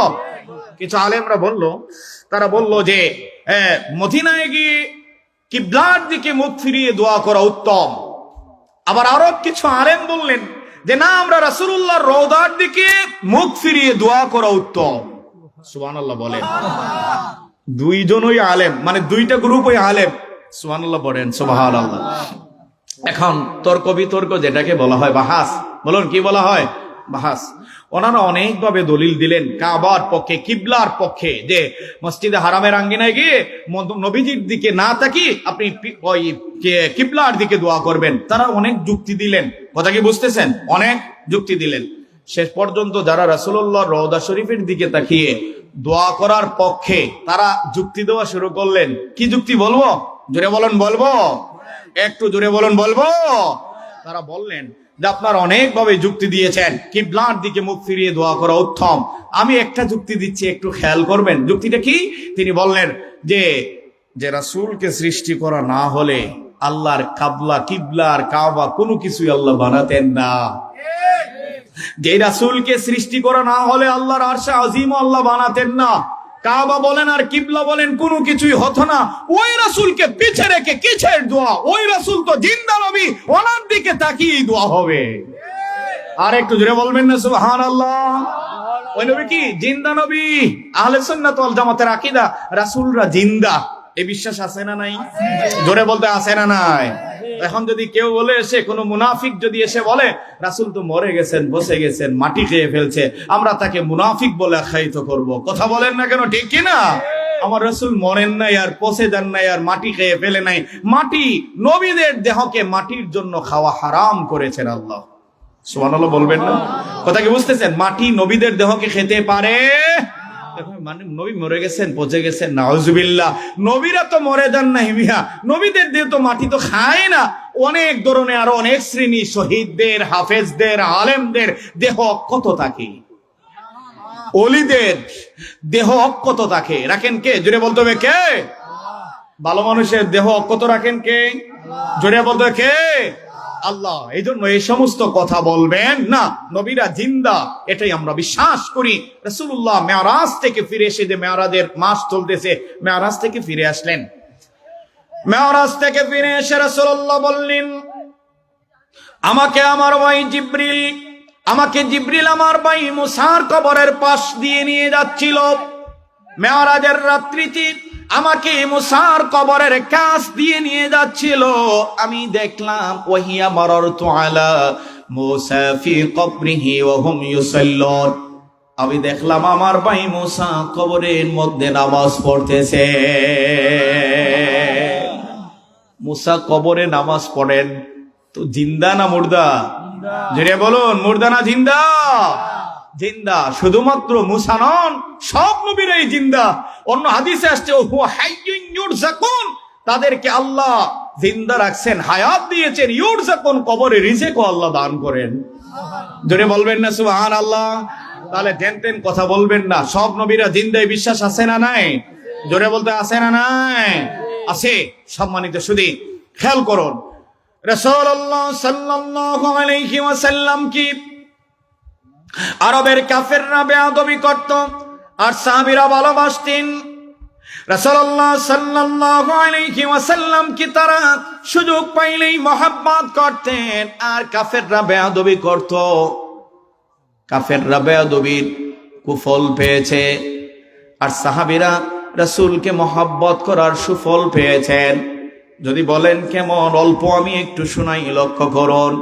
রাসূল সাল্লাল্লাহু আলাইহি ওয়াসাল্লামের সাহাবী হযরতে আবু বকর রাদিয়াল্লাহু তাআলা আনহু, তিনি ইন্তেকালের আগে ওসিয়ত করলেন, আমাকে জানাজা দেওয়ার পর আমাকে আল্লাহর নবীর রওজা শরীফের কাছে নিয়ে যাবেন।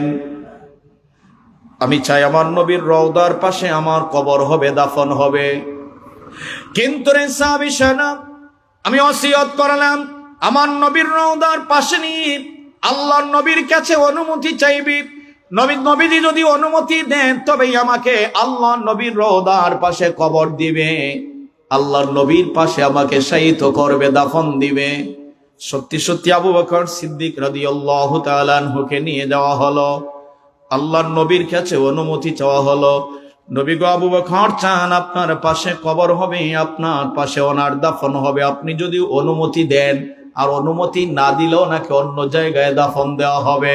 আল্লাহর নবীর রওজা শরীফ থেকে আওয়াজ আসলো, আওসালিল হাবিবি ইলাল হাবিব, বন্ধুকে বন্ধুর পাশে দিবে না তো কোথায় দিবে?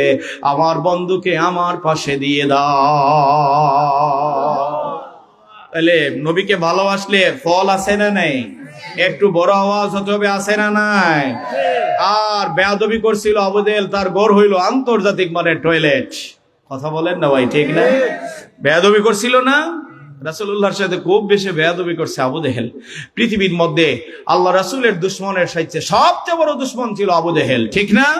এই আবু জেহেলটার গড় হয়ে গেল আন্তর্জাতিক মানের টয়লেট। আদো হাজিরা হজ্জে গিয়ে, ওমরায় গিয়ে প্রস্রাব পায়খানা না হইলো কোথায় ওই জায়গায় একটু সাইরা আসেন। কথা বলেন না কেন, ঠিক না?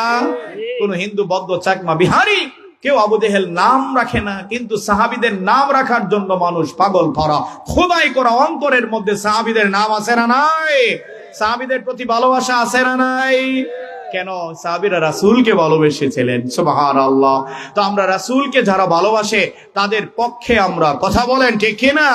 তো যেই জায়গা থেকে একটু চলে আসছিলাম যে রাসূলুল্লাহ সাল্লাল্লাহু আলাইহি ওয়াসাল্লামের সাথে তুলনা দেয়া যায়, জোরে বলুন যায়? একটু বড় আওয়াজ দিতে যায়? যদি কেউ বলে রাসূলুল্লাহ সুন্দর ইউসুফের চেয়ে কম ছিল, কিংবা ইউসুফ নবী বেশি সুন্দর ছিলেন, আমরা এটা মানি, জোরে বলুন মানি। হাদিস আসছে। তো আপনারাও তো জানেন ইউসুফ আলাইহিস সালাম সুন্দর ছিলেন, ঠিক না? কথা বলেন না কেন, ঠিক না? ইউসুফ আলাইহিস সালামের সৌন্দর্যের বয়ান হুজুররা মসজিদেও দিয়ে থাকেন। তো খুব সুন্দর ছিলেন, অনেকে না সূরা ইউসুফে আসছে অনেক সুন্দর ছিলেন।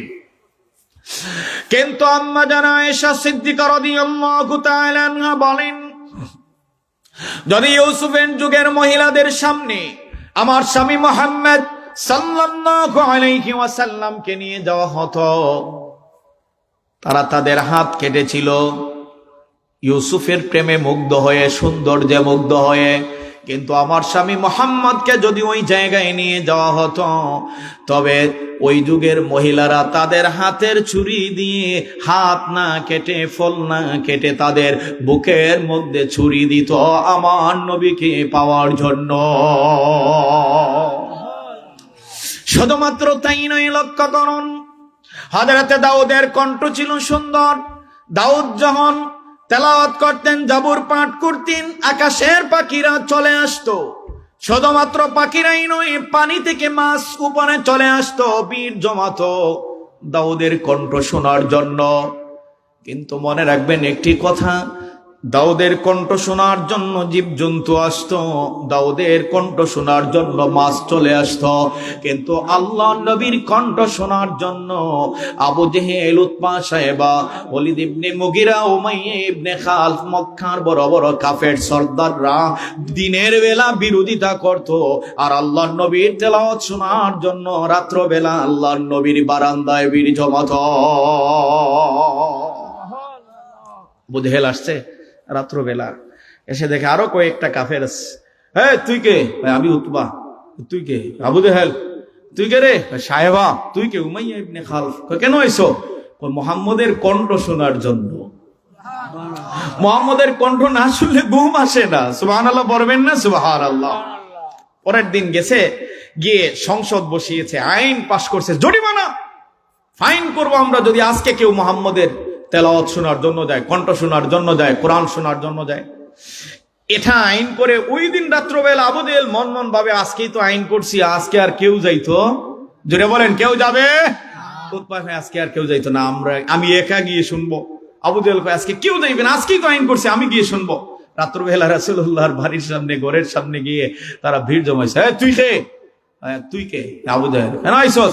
তুই যে কারণে আইসস আমি ওই কারণে আইছি। সুবহানাল্লাহ বলবেন না? তুই যেই কারণে আইছস আমি ওই কারণে আইছি। সুবহানাল্লাহ।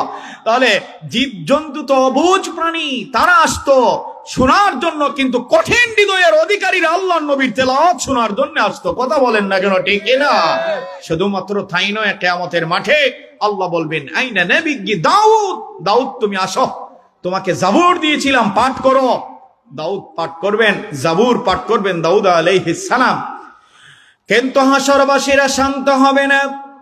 আল্লাহর নবীকে আবার আল্লাহ ডাকবেন, আইনা নবিয়্যা মুহাম্মদ সাল্লাল্লাহু আলাইহি ওয়াসাল্লাম, আপনি কোথায় আমার বন্ধু? আপনি আসুন।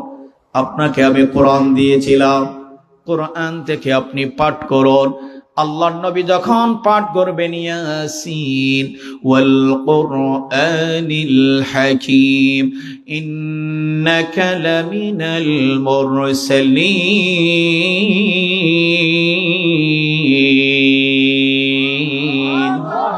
আল্লাহর নবী ইয়াসিন পাঠ করবেন।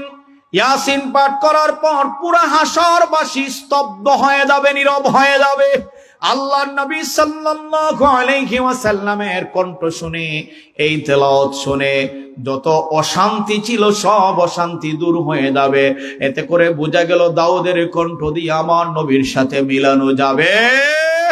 ইউসুফের সৌন্দর্য আমার নবীর সাথে যায়, আল্লাহর নবীকে দিয়ে তুলনা করা এটা বেয়াদবি ছাড়া কিছু হতে পারে? একটু আওয়াজ দিয়ে বড় করতে পারে? রাসূলুল্লাহর সাথে কোনো তুলনা নয়, তিনি অসাধারণ, অতুলনীয়।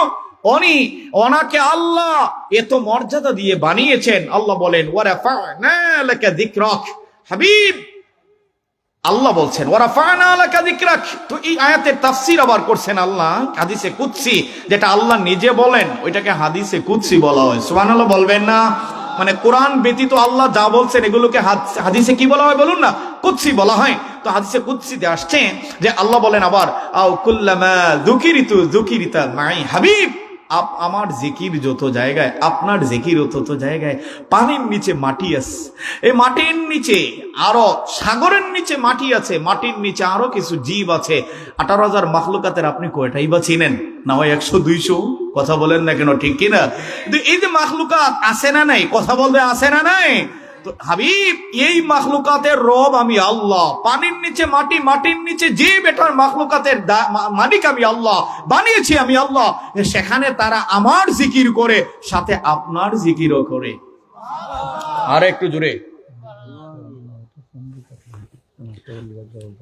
কয়টা হয়েছে?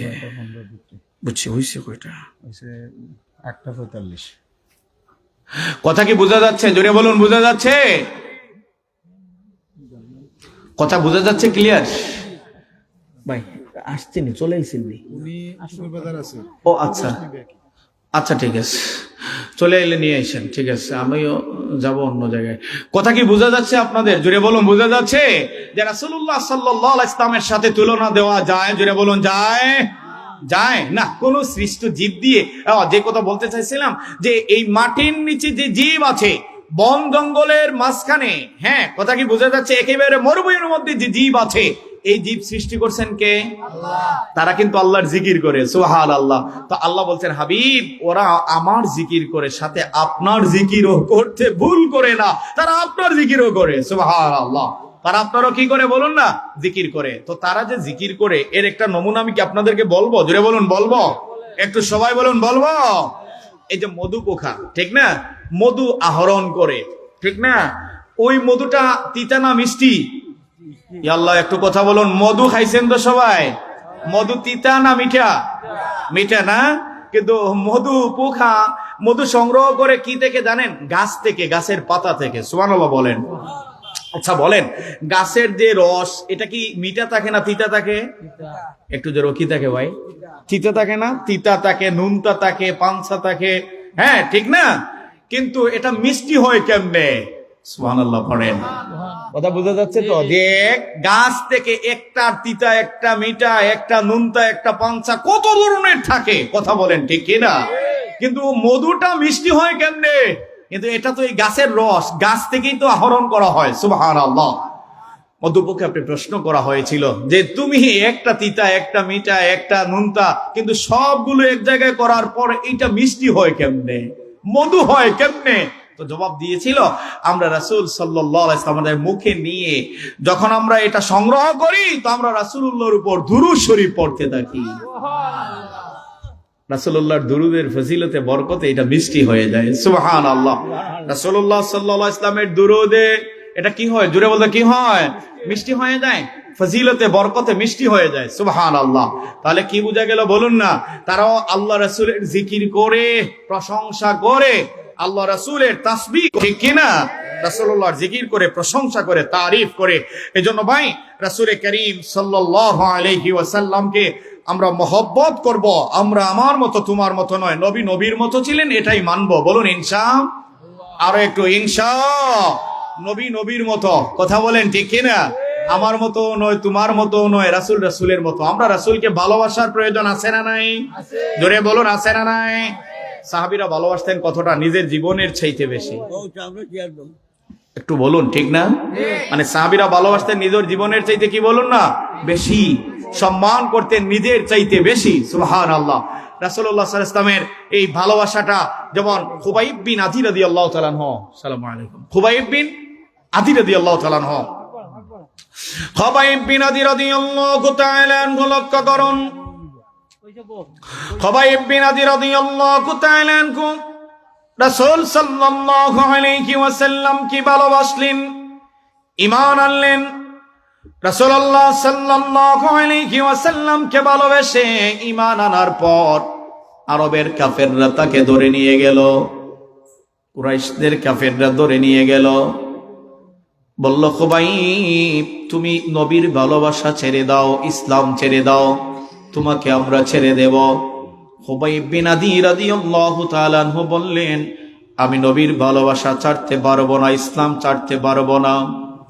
খুবাইব বিন আদিকে বেঁধে রাখলো, 40টা কাফের বেত্রাঘাত করা শুরু করলো। এখানেই শেষ নয়, খুবাইব বিন আদিকে এবার শুলের উপর লটকালো, মাথা নিচে দিয়ে উপরে পা দিয়ে লুটকিয়ে প্রহার করা শুরু করলো, আঘাতের পর আঘাত করা শুরু করলো। খুবাইব বিন আদিকে এবার বলল, খুবাইব রে শোনো, তোমার কাছে কি মনে হয় না তোমার নবীকে এনে ওই জায়গায় লটকাই আর তোমাকে মুক্ত করে দেই, এটা কি তোমার কাছে উত্তম মনে হয় না? খুবাইব বিন আদি বললেন, রে কাফেররা শোনো, আমার নবী সাল্লাল্লাহু আলাইহি ওয়াসাল্লামকে ওই জায়গায় এনে লটকানো তো দূরের কথা, আমার জীবন দিতে রাজি, কিন্তু আমার নবীর শরীরের মধ্যে একটা ফুলের কাঁটা বিঁধবে, সেটাই আমি রাজি নই। আমার নবীর শরীরের মধ্যে ফুলের কাঁটা লাগবে, এটা আমি সহ্য করতে পারি? জোরে বলুন, পারি না। সাহাবীরা এই পরিমাণ ভালোবাসতেন। সুবহানাল্লাহ। খুবাইব বিন আদি রাদিয়াল্লাহু তাআলা আনহু কে এবার তিনি বুঝতে পারলেন কাফেররা আমাকে আর ছাড়বে না, ইন্তেকাল হয়ে যাবেন, শাহাদাত বরণ করবেন। তিনি বুঝতে পারলেন। ওই সময় খুবাইব বিন আদি বলেন, আল্লাহ, এমন কেউ কি ওই জায়গায় নাই? আমি আমার জীবনের শেষ সালামটা নবীর নূরের কদমে আমি দিতে চাই, আমার নবীর নূরের কদমে জীবনের শেষ সালামটা দিতে চাই। আল্লাহ, এমন কেউ কি ওই জায়গায় নাই? আল্লাহ, এমন কেউ কি ওই জায়গায় নাই? হযরতে খুবাইব আফসোস রেখে ইন্তেকাল করলেন। ওদিকে আল্লাহর নবী মদিনা তৈয়্যিবায় সাহাবীদেরকে নিয়ে বসে আছেন। হঠাৎ করে আমার নবী বললেন, রে আমার সাহাবীরা শোনো, আরবের কুরাইশদের কাফেররা আমার সাহাবী খুবাইব বিন আদিকে হত্যা করেছে, শাহাদাত বরণ করেছে। আমি নবীকে তার জীবনের শেষ সালামটা দিয়েছে। জুড়ে বলুন সুবহানাল্লাহ। এখানে দুইটা জিনিস প্রমাণ হচ্ছে, খুবাইব বিন আদি মরে যাচ্ছেন, শাহাদাত বরণ করবেন, ইন্তেকাল হবেন, ওদিকে ওনার খেয়াল, বলুন খেয়াল নাই। তিনি আল্লাহ নবীকে আগে সালাম দিতে চান। সুবহানাল্লাহ পড়বেন না? মানে আল্লাহ নবীকে আগে কি দিতে চান? জুড়ে বলুন, কি? সালাম দিতে চান। সুবহানাল্লাহ। দ্বিতীয়, খুবাইব বিন আদি রাদিয়াল্লাহু তাআলা আনহু এখানে তিনি সালাম দিলেন, দিতে চাইলেন কেন? তাহলে এই সালামের মর্ম আছে না নাই? কথা বলুন, আছে না নাই? জোরে বলো, আছে না নাই? আল্লাহ রাসূলের আশেক উম্মতদের খবর আল্লাহর নবী জানেন। সুবহানাল্লাহ। আপনি যদি আশেক হতে পারেন, ওই কান্দিগাঁও গ্রামে আপনি যদি সমস্যায় পড়েন, আর আশেক যদি আশেকের মতো হতে পারেন, তো আল্লাহর নবী আপনাকে দেখা দিতে, জোরে বলেন না কেন, পারবেন না? এই ক্ষমতা আছে না নাই? আল্লাহর নবী দিয়েছেন। কে? জোরে বলতো, কে দিয়েছেন?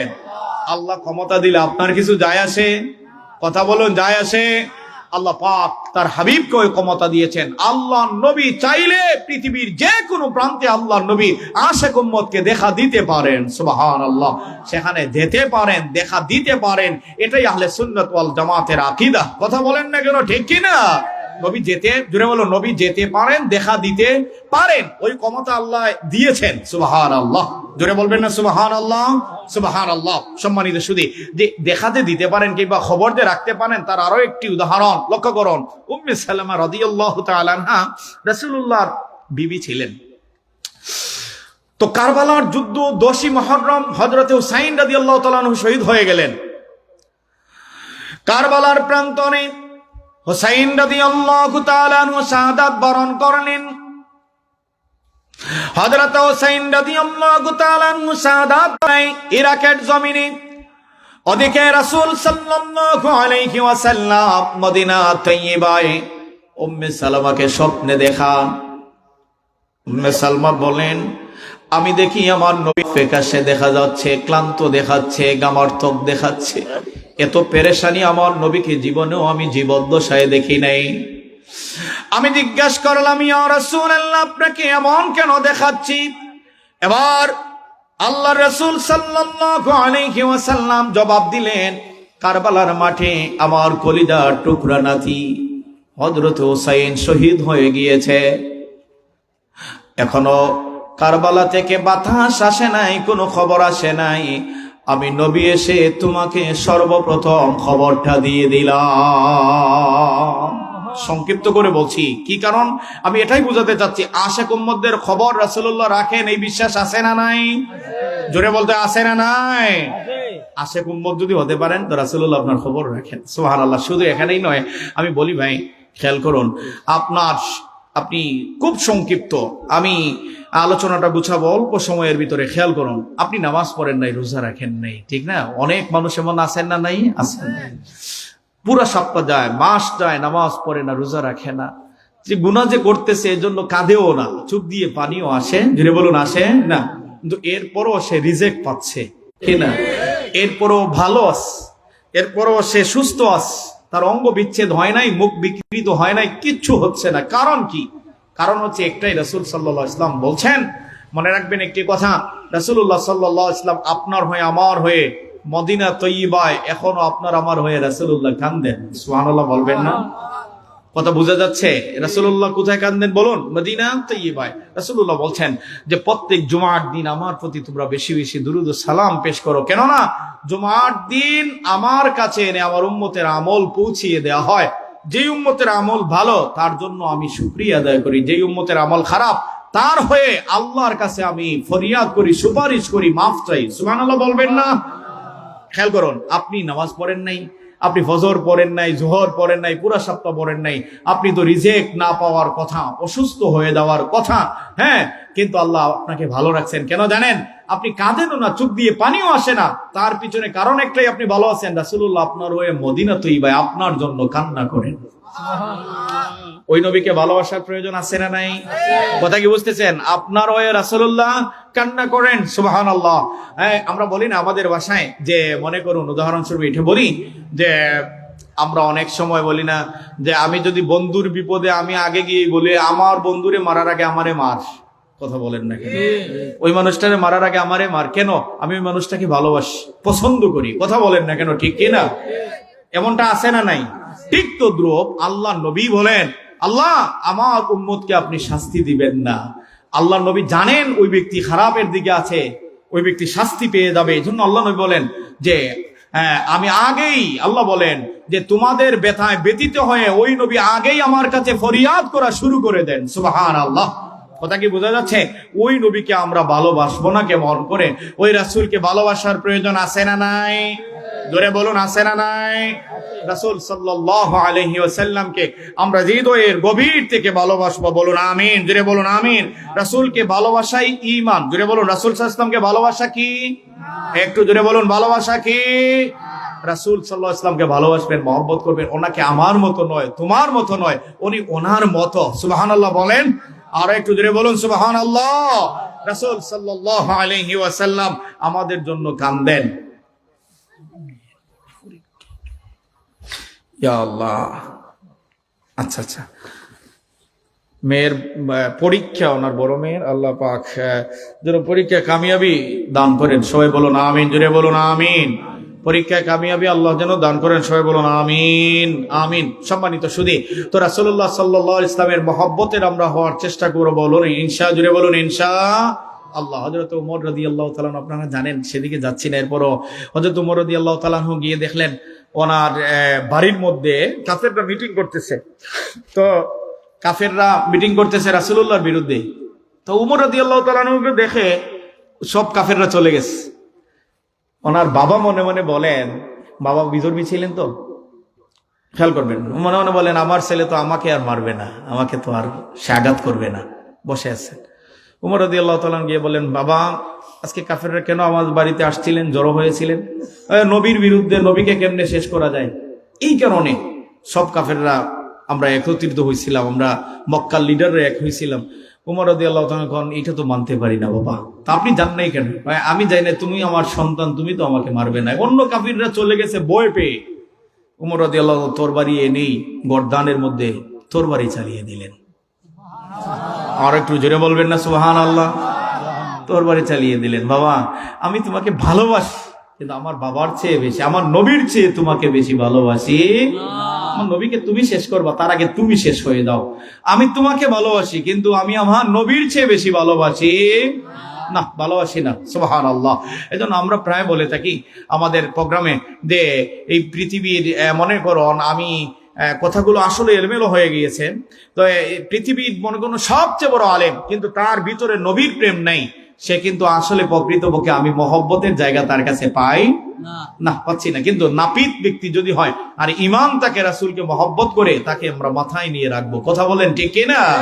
এই কথার সাথে একমত না দ্বিমত? কথা কি বলে? যত বড় আলেম, তো আলেম নামদারি এখন জালেমরা আছে না নাই? পাঞ্জাবি টুপি পারি সব আছে, আবায়া, হ্যাঁ, তো এসে বলতে রাসূলুল্লাহ সুপারিশ করবেন না, নাউজুবিল্লাহ। তারপর বলতে রাসূলুল্লাহ নূর না, নূর মানবেন না। রাসূলুল্লাহ নূর, এই বিশ্বাস আছে না নাই? রাসূলুল্লাহ তো মরে গেছেন, মাটি খেয়ে ফেলছে, নাউজুবিল্লাহ। কথা কি বুঝতেছেন? এরা আলেম না জালেম ভাই? জুড়ে বলো আলেম না জালেম? আমরা রাসূল সাল্লাল্লাহু আলাইহি ওয়াসাল্লামকে নূর মানি, ঠিক কিনা বলেন? আমরা রাসূল সাল্লাল্লাহু আলাইহি ওয়াসাল্লামের সুপারিশ পাবো, এই বিশ্বাস রাখি। রাসূল সাল্লাল্লাহু আলাইহি ওয়াসাল্লাম হায়াতুন নবী, তিনি জিন্দা নবী, ওইটাও মানি। তাছাড়া রাসূল সাল্লাল্লাহু আলাইহি ওয়াসাল্লাম কিয়ামতের মাঠে সুপারিশ করবেন, এটা আমাদের বিশ্বাস। রাসূল সাল্লাল্লাহু আলাইহি ওয়াসাল্লাম সহ সব নবীরা মাসুম ছিলেন, এটা আমাদের আকীদা। কথা বলেন ঠিক কিনা? এই আকীদাগুলো রাখার প্রয়োজন আছে না নাই? এই আকীদার বিপরীত আকীদা রাখা যাবে? এই আকীদা আমরা রাখবো, বলুন ইনশা, জুড়ে বলুন ইনশা আল্লাহ। এই আকীদাগুলো যাদের, তারাই সহি আকীদার মানুষ বলে আমরা বিশ্বাস করি। কথা বলুন ঠিক কিনা? রাসূল সাল্লাল্লাহু আলাইহি ওয়াসাল্লামকে ভালোবাসবো নিজের জানের চাইতে, নিজের বাবা মায়ের চাইতে। রাসূলুল্লাহ বলেন, লা ইউমিনু আহাদুকুম হাত্তা ইয়াকুনা হাব্বা ইলাইহি মিন ওয়ালিদিহি ওয়া ওয়ালাদিহি ওয়ান নাসি আজমাইন, যে ততক্ষণ পর্যন্ত মুমিন হওয়া যাবে না যতক্ষণ না সে কোনো বান্দা, কোনো উম্মত আমাকে তার নিজের চাইতে, নিজের বউয়ের চাইতে, নিজের সন্তানের চাইতে, মা বাবার চাইতে, সম্পদের চাইতে বেশি ভালো না বাসতে, ততক্ষণ পর্যন্ত মুমিন হওয়া সম্ভব নয়। লা ইউমিন, মুমিন হওয়া যাবে না। তাহলে বোঝা গেল আমার জানের চাইতে, আমার ধনের চাইতে, স্ত্রী সন্তান সন্ততির চাইতে, মা বাবার চাইতে বেশি ভালোবাসার প্রয়োজন আছে না নাই? ও রাসূল সাল্লাল্লাহু আলাইহি ওয়াসাল্লামকে ভালোবাসবো, ওনার সাথে তুচ্ছ তাচ্ছিল্য করে নয়, সব সময় আদব রেখে কথা বলবো, বলুন ইনশা। আর একটু জোরে বলেন ইনশা। আদব ও মহব্বত রাখার প্রয়োজন আছে না নাই? সব সময় আমরা মহব্বত রাখবো, আদব রাখবো। আল্লাহ বলেন, ওয়া তুআযিরুহু ওয়া তুওয়াক্কিরুহু ওয়া তুসাব্বিহুহু বুকরাতান ওয়া আসীলা, তোমরা আমার রাসূলকে ইজ্জত দেখাও, ওয়া তুওয়াক্কিরুহু, ভয়ভীতি প্রদর্শন করো, আর সম্মান করে কথা বলো। সুবহানাল্লাহ বলেন। আল্লাহ আরো এক আয়াতে বলছেন, লা তারফাউ আসওয়াতাকুম ফাওকা সাওতিন নবিয়্যি ওয়া লা তাজহারু লাহু বিল কওলি কাযাহরি বা'দিকুম লিবা'দিন আন তাহবাতু আমালুকুম আনতুম লা তাশউরুন। তোমরা আমার বন্ধুর উপর কথা বলো না, বন্ধুর কথার উপর কথা বলো না, বন্ধুর সামনে যেও না, বন্ধুকে পিছে রেখে সামনে যেও না। লা তুকদ্দিমু বাইনা ইয়াদাই রাসূল, মানে বিভিন্ন আয়াতে বিভিন্ন আয়াতে আল্লাহ বলেন আমার রাসূলের সামনে যেও না, আমার রাসূলের উপর কথা বলো না, আমার রাসূল যা বলছেন এগুলো মেনে নাও। সুবহানাল্লাহ বলবেন না? আমার বন্ধু যা বলছেন, হ্যাঁ বলছেন হালাল, না বলছেন হারাম। কোরআনের আয়াত দিয়ে না করা হয়েছে এটা হারাম। আবার ওই যেটাকে জায়েজ করা হয়েছে, এটা কি হালাল। ঠিক তদ্রূপ রাসূলুল্লাহর হাদিস দিয়েও হালাল হারাম নির্ধারণ হয়। সুবহানাল্লাহ। কোরআনের আয়াত দিয়ে যেভাবে হালাল হারাম নির্ধারণ হয়েছে, আমার নবীর হাদিস দিয়েও তেমনি হালাল হারাম নির্ধারণ হয়েছে। সুবহানাল্লাহ। ওই রাসূলের থেকে বেশি যদি বুঝদার হয়ে যাও, ওই রাসূলের কথার উপর যদি তোমরা কথা বলতে চাও, তাহবাতা আমালুকুম ওয়া আনতুম লা তাশউরুন, তোমাদের আমল ধ্বংস হয়ে যাবে, জ্বালিয়ে পুড়িয়ে ছারখার করে দেব। দেখবে নামাজ পড়তেছে 5 ওয়াক্ত, ঠিক না, হজ করছে প্রতি বছর একটা, কিন্তু আল্লাহ রাসূলকে ভালোবাসে না, এমন মানুষের কোনো আমলই কিয়ামতের মাঠে কবুলযোগ্য নয়। দেখবে কোনো আমল নাই, আল্লাহ আমি না আমল করছিলাম, এই আমলগুলো কোথায়? আল্লাহ বলবেন তোর আমল তো দুনিয়ায় শেষ হয়ে গেছে, কারণ তুই আমার নবীকে ভালোবাসিস নেই। আমার নবীকে না বাসার কারণে, ভালো না বাসার কারণে তোর একটাও আমার কাছে আসে নাই, আমল সবগুলো জমিনেই শেষ। কথা কি বোঝা যাচ্ছে? আল্লাহ নিজেই বলছেন আমলকে আমি আল্লাহ ধ্বংস করে দেব, জ্বালিয়ে পুড়িয়ে ছারখার করে দেব। যদি আমার রাসূলের চেয়ে বেশি বুঝদারি হয়ে যাও, রাসূলকে অবজ্ঞা করো, অবহেলা করো, রাসূলের সামনে যাও, রাসূলের কথার উপর কথা বলো। আমার রাসূলকে কথা বলতে হলে সম্মান দেখিয়ে কথা বলো, এটা ফরজ করেছেন আল্লাহ। সুবহানাল্লাহ।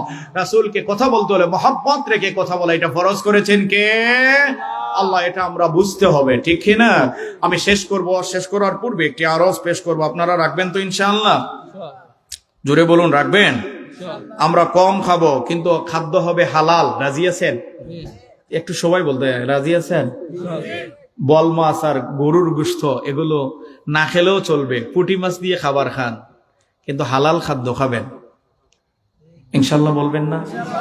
কথা বোঝা যাচ্ছে? আমরা কম খাবো, হালাল খাবো। হালাল খাদ্য খেলে কি হয়? ইবাদত কবুল হয়। সুবহানাল্লাহ বলেন। কথা ক্লিয়ার? হালাল খাদ্য খেলে কি হয়? ইবাদত কবুল হয়। সুবহানাল্লাহ। রাসূলুল্লাহ এক সাহাবী আসলেন, ইয়া রাসূলুল্লাহ আমার জন্য দোয়া করুন, আমি যেই দোয়া করব ওই দোয়া যেন আল্লাহ কবুল করে নেন, এমন একজন মানুষ যেন আমি হতে পারি, আমি দোয়া করলেই যেন কবুল হয়ে যায়। রাসূলুল্লাহকে এসে বলছেন রাসূলুল্লাহ দোয়া করার জন্য, যে ওই ব্যক্তি যেন এমন হন যে তিনি দোয়া করলেই আল্লাহ কবুল করে নেন।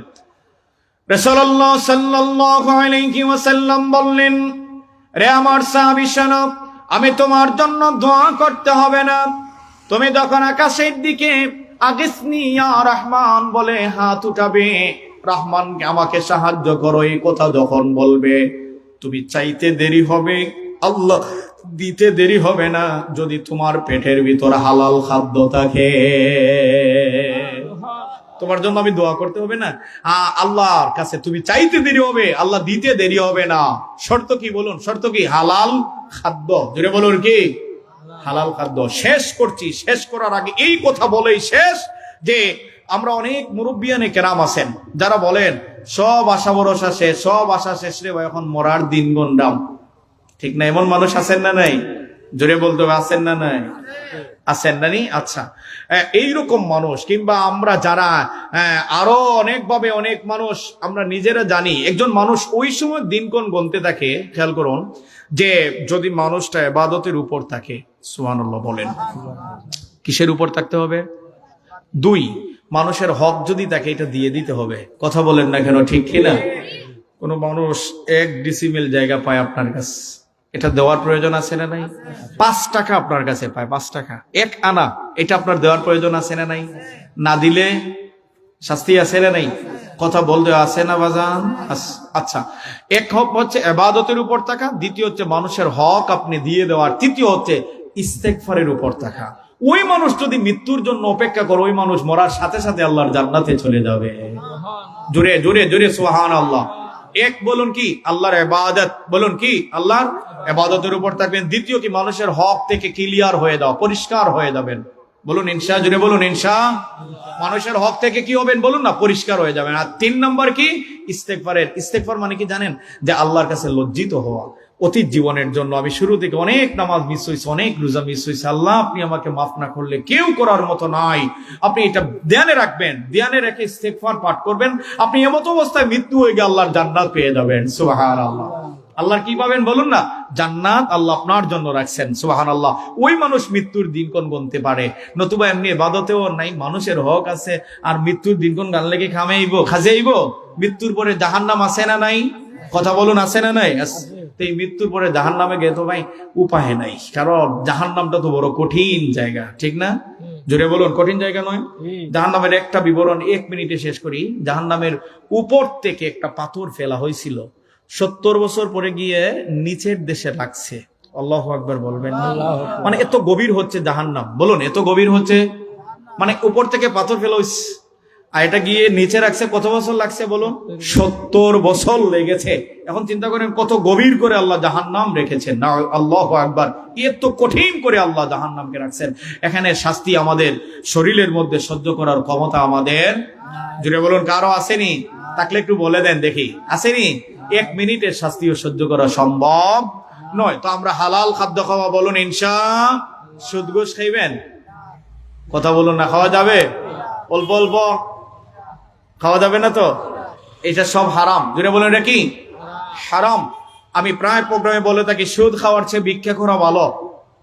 কথা বলেন না, ওনার কষ্ট পাইছেন? জুড়ে বলুন, ঠিক না? সুদ খাওয়ার চেয়ে কি করা ভালো? ভিক্ষা করা ভালো। তো যদি বলেন হুজুর এটা দলিল ছাড়া কথা কইলেন না, দলিলেই কথা বলছি। কিভাবে? আপনার শরীরে শক্তি নাই, অসুস্থ হয়েছেন, ওই সময় ভিক্ষা করা আপনার জন্য জায়েজ আছে না নাই? জায়েজ। জুড়ে বলুন, জায়েজ আছে না নাই? কেন? আপনার শরীরে শক্তি নাই, অসুস্থ মানুষ ভিক্ষা করতে পারবেন, জায়েজ আছে। কিন্তু এমতো অবস্থায় আপনার উপর সুদ খাওয়া জায়েজ আসেনি? নাই, জায়েজ নাই। আর আমি প্রায় প্রোগ্রামে বলে থাকি, ঘুষ খাওয়ার চেয়ে রিক্সা চালানো ভালো। কেন? রাসূলুল্লাহ বলছেন, আল কাসিম হাবিবুল্লাহ, পরিশ্রমিক মানুষ, খেটে খাওয়া মানুষ আল্লাহর বন্ধু হয়ে যায়। কিন্তু ঘুষখোর কি আল্লাহর বন্ধু হইতে পারবে? আচ্ছা দেখেন, আরেকটি কথা বলি, যে মনে করুন একজন গরিব মানুষ কিছুদিন পর সম্পদ হয়ে গেছে। আর গরিব হওয়াটা তো আসলে আইব নয়, খোটাও নয়। কথা বলেন না কেন, ঠিক কিনা? কিন্তু একজন ঘুষখোর যদি ঘুষের টাকায় বড় লোক ধনী হয়, সে মরে যাওয়ার পর তার সন্তানকে বলে ঘুষখোরের গোরের ঘুষখোর। ঠিক কিনা? জোরে বলুন ভাই, ঠিক না? ঘুষখোরের গোরের ঘুষখোর, এই আইবটা লাগাবেন না। নাতির সময় বলবে ঘুষখোরের নাতি। কথা বলেন না কেন, ঠিক? হ্যাঁ, ও তার নানাই তো, তার দাদাই তো ঘুষ খাইয়া বিয়া ছয় সাইর করিয়া গেছে সারা জীবন। কথা বলেন না কেন, ঠিক না? এই জন্য এই আইবটা লাগাবেন না। আমি প্রায় প্রোগ্রামে বলে থাকি যে একটা গরু বিক্রি হয় 1 লক্ষ টাকায়, ছাগল বিক্রি হয় 20,000 টাকায়। মানুষ যদি 500 টাকায় বিক্রি হয়ে যায়, তাহলে মানুষ কিন্তু গরু ছাগলের চেয়ে কম দামি হয়ে যায়। ইয়া আল্লাহ, কথা বলছেন না? কথা কি বুঝতেছেন?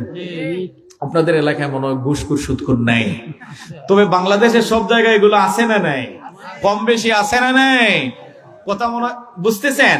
যে গরু 1 লক্ষ, ছাগল কত 500, আর মানুষ বিক্রি হয় গরু 1 লক্ষ, ছাগল 20,000 15,000, আর মানুষ বিক্রি হয় 500। তাইলে গরু ছাগলের চেয়ে কম দামি হইল না? কথা বলেন, কম দামি নয়? কম দামি হয়েছে। এই জন্য মানুষ তো আশরাফুল মাখলুকাত, সৃষ্টির সেরা জীব। মানুষ ভালো হলে আল্লাহর ফেরেশতার চেয়ে দামি, সুবহানাল্লাহ। আর মানুষ খারাপ হলে কুকুরের চেয়ে নগণ্য খারাপ। কথা বলেন না কেন, ঠিক কিনা? মানুষ খারাপ হলে কুকুরের চেয়ে আরো নিকৃষ্ট। হযরত আবু বকর সিদ্দিক রাদিয়াল্লাহু তাআলা রাস্তা দিয়ে যাচ্ছেন। হযরত আবু বকর সিদ্দিক রাদিয়াল্লাহু তাআলা রাস্তা দিয়ে যাচ্ছেন। তিনি চেয়ে দেখলেন, ওদিক থেকে একটি কুকুর আসছে। ওই কুকুরকে সিদ্দিকে আকবর রাদিয়াল্লাহু তাআলা রাস্তা ছেড়ে দিলেন। সঙ্গীরা বললেন, বুঝতে পারলাম না, আপনি কুকুরকে দেখে রাস্তা থেকে নেমে গেলেন কেন? রাস্তা ছেড়ে দিলেন আর আপনি নিচে নেমে গেলেন কেন? আবু বকর সিদ্দিক রাদিয়াল্লাহু তাআলা বললেন, কিয়ামতের মাঠে যদি আমি আল্লাহর বিচারে যদি দোষী সাব্যস্ত হয়ে যাই, তবে আমার জন্য জাহান্নাম। বলবেন না সুবহানাল্লাহ? তিনি তো জান্নাতে যাবেন, কিন্তু নিজেকে ছোট রাখতেন। কথা বোঝা যাচ্ছে? কথা বোঝা যাচ্ছে? নিজেকে কি রাখতেন? ছোট রাখতেন। সুবহানাল্লাহ পড়েন। আবু বকর সিদ্দিক রাদিয়াল্লাহু তাআলা কুকুরকে দেখে রাস্তা ছেড়ে দিলেন আর বললেন যে যদি কিয়ামতের মাঠে আমি কোনো কারণে আল্লাহর আদালতে দোষী সাব্যস্ত হয়ে যাই, তাহলে কুকুর আমার চেয়ে ভালো। কথা কি বোঝা যাচ্ছে? আবু বকর রাদিয়াল্লাহু তাআলা এইভাবে বুঝালেন। মানে এটার মানে কি? আমি যে কথা বলছিলাম, মানুষ ভালো হলে ফেরেশতার চেয়ে দামি, আর মানুষ খারাপ হলে কুকুরের চেয়ে নিকৃষ্ট। এই জন্য আমরা ভালো মানুষ সব আশরাফুল মাখলুকাত, সৃষ্টির সেরা জীব হিসাবে আমাদের বিবেককে কাজে লাগাবো। আমরা সুদ ঘুষ খাওয়া যাবে? 1 আল্লাহর ইবাদত, 2 নবীজির মহব্বত, 3 মা বাবার খেদমত, 4 হচ্ছে স্ত্রীরা স্বামীর খেদমত করার প্রয়োজন আছে না নাই? কথা বলুন, আছে না নাই? আসেনি? অনেক স্ত্রীর আছে খুব যোগ্রাঠি, অল্প কিছু হইলেই উপায় নেই। ঠিক না? কথা বলেন, ঠিক না? এটা উচিত নয়, এটা করবেন না। স্বামী আসলে এটা অনেক সম্মানের জায়গা। আমি যদি সংক্ষিপ্ত করে বলি যে স্বামীর অনুমতি ছাড়া আপনি ঘর থেকেও তো বাইর হওয়া জায়েজ, জুড়ে বলুন জায়েজ নাই। এজন্য স্বামীর খেদমত করবেন, বলুন ইনশাআল্লাহ। তার মানে স্বামীরা কিন্তু শুধু স্ত্রীরে মারবেন না, এটা দিয়ে এটা নয়, কথা না, ঠিক না? আল্লাহ আমাদেরকে বোঝার তৌফিক দান করুন, সবাই বলুন আমিন। আল্লাহুম্মা আমিন। আলহামদুলিল্লাহি রাব্বিল আলামিন। والعاقبة للمتقين الصلاة والسلام على سيد المرسلين وعلى آله وأصحابه وأهل بيته أجمعين। আল্লাহ পাক কান্দে গাওয়া শেখান জাকিরানের উদ্যোগে আজকের ওই মাহফিলকে কবুল করে নাও। মাহফিলের সওয়াব লক্ষ গুণে বাড়িয়ে সোনার মদিনায় পৌঁছিয়ে দাও। আল্লাহ মেহেরবানি করে মালিক আমাদের মা যাদের নাই, বাবা যাদের নাই, মা বাবার কবরে সওয়াব পৌঁছিয়ে দাও। আল্লাহ তাআলা এখানে যারা হাজির মাওলা, মাহফিলের প্যান্ডেল থেকে আমাদেরকে বাড়িতে বিদায় দিও। আল্লাহ তাআলা ঋণগ্রস্ত যারা ঋণ আদায়ের ব্যবস্থা দান করুন। আল্লাহ মেহেরবানি করে মালিক অসুস্থ ব্যক্তি যারা আপনার দয়া দিয়ে শিফা দান করুন। গুনাহের কারণে কঠিন অসুস্থতা আমাদেরকে দিও না আল্লাহ। গুনাহের কারণে রাস্তাঘাটে বেইজ্জতি আমাদেরকে দিও না আল্লাহ। আমাদের গুনাহের কারণে মানুষের দরজার ফকির আমাদেরকে বানায়ো না। মেহেরবানি করে মালিক অত্র মহল্লার মুর্দাদেরকে মাফ করো। মাইকের আওয়াজ যতদূর যাচ্ছে ততদূর পর্যন্ত সমস্ত কবরস্থানের মুর্দাদের কবরের আযাব মাফ করে দিন আল্লাহ। আল্লাহ তাআলা আপনার কদমে ভিক্ষা চাই মালিক। আমরা যারা মক্কা মদিনা শরীফ জিয়ারত করতে পারি নাই, দেখতে পারি নাই, আপনার কদমে ভিক্ষার হাত বাড়ালাম মাওলা। আমাদেরকে মক্কা মদিনা শরীফ জিয়ারতের জন্য কবুল করে নিন আল্লাহ তাআলা। যারা দেখেছেন বারবার যাওয়ার তৌফিক দান করুন আল্লাহ। মদিনার কুকুরের মতো নিয়ে মদিনার অলিতে গলিতে আমাদেরকে ফিরার, একবার হলো জীবনে ফিরার তৌফিক দিন আল্লাহ। আল্লাহ তাআলা আপনার কদমে ভিক্ষা চাই মালিক। মানুষ মরণশীল, প্রাণী কোল মরণশীল, আমরা তো মরতেই হবে আল্লাহ। আপনার কদমে ভিক্ষা চাই মরণের দিন পর্যন্ত নিজে নিজে ওযু করার ক্ষমতা আর নিজে নিজে জামাতে নামাজ আদায় করার ক্ষমতা আমাদেরকে দান করুন আল্লাহ। আল্লাহ তাআলা মওতের দিন পর্যন্ত হুঁশ বুদ্ধি জায়গায় রেখে দিয়েন। মৃত্যুর দিন পর্যন্ত আমাদেরকে আপনি অপর ইসলামের উপর, কালেমার ঈমানের উপর থাকার তৌফিক দিন। ওয়া সালামুন আলাল মুরসালিন।